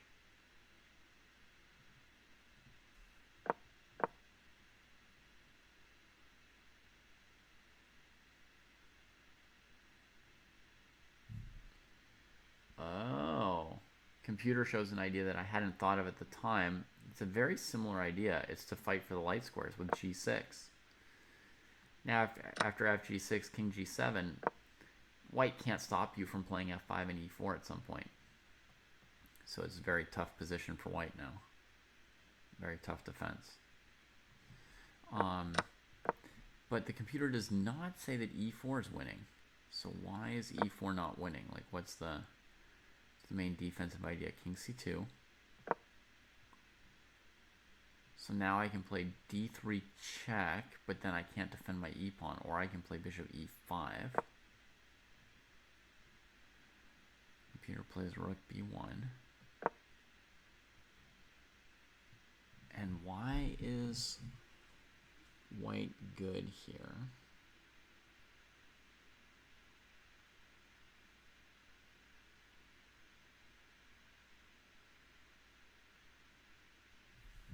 Because I can't get the f-pawn here in any way. By now, against g6, there's rook g1. Oh, God, let me draw an arrow, chess.com. By now, g6, there's rook g1. And long term, I can never keep these pawns stable here. Right? Like, if I come here, this king just needs to stay close enough. And this is a drawing technique for white. You just keep embracing the d3 pawn. And if black ever stops harassing you, you'll attack the e-pawn with your rook. Right? So they just have to go back and forth with you. So you really need the g6 move. That's super cool. That's super cool. You just really need g6 so that you have f5 available. That's cool. That's very cool.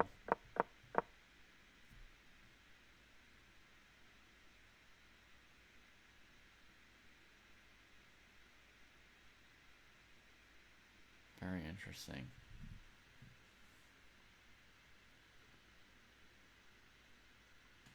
You were definitely lost at some point in the game, Matt Club, and you were also probably winning at some point in the game. It was a very intense game. You know, I think you're right that when your opponent played b3, opening up your king position, and then later a3, I think they were winning. Then they sacked the rook on c3, and I think it was not quite working afterwards.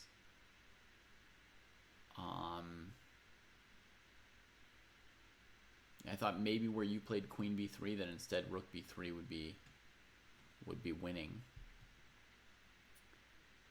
But yeah, it was a very, very exciting game. Lots of fun stuff. We looked at it for a long time. We've been watching the game pretty much through the whole thing. So you'll be able to go back at some point and watch the recording if you want to compare some of your thoughts with ours. But it was super exciting. Great game for me to watch, and I think the chat enjoyed it too. And yeah, fun times, folks. With that, we're gonna wish you a good rest of your Saturday, since most of you are probably not in the Americas. And for those of you who are in the Americas like me, we're gonna get to bed. We're gonna get some sleep. So take care of yourselves, everybody. Get some rest. Eat well, exercise, sleep well, and we'll see you Black Market. And we'll see you in the near future. All right. Cheers, everybody. Be well. Let me try and send some kind of a raid off somewhere. I don't see anybody streaming chess. Weird.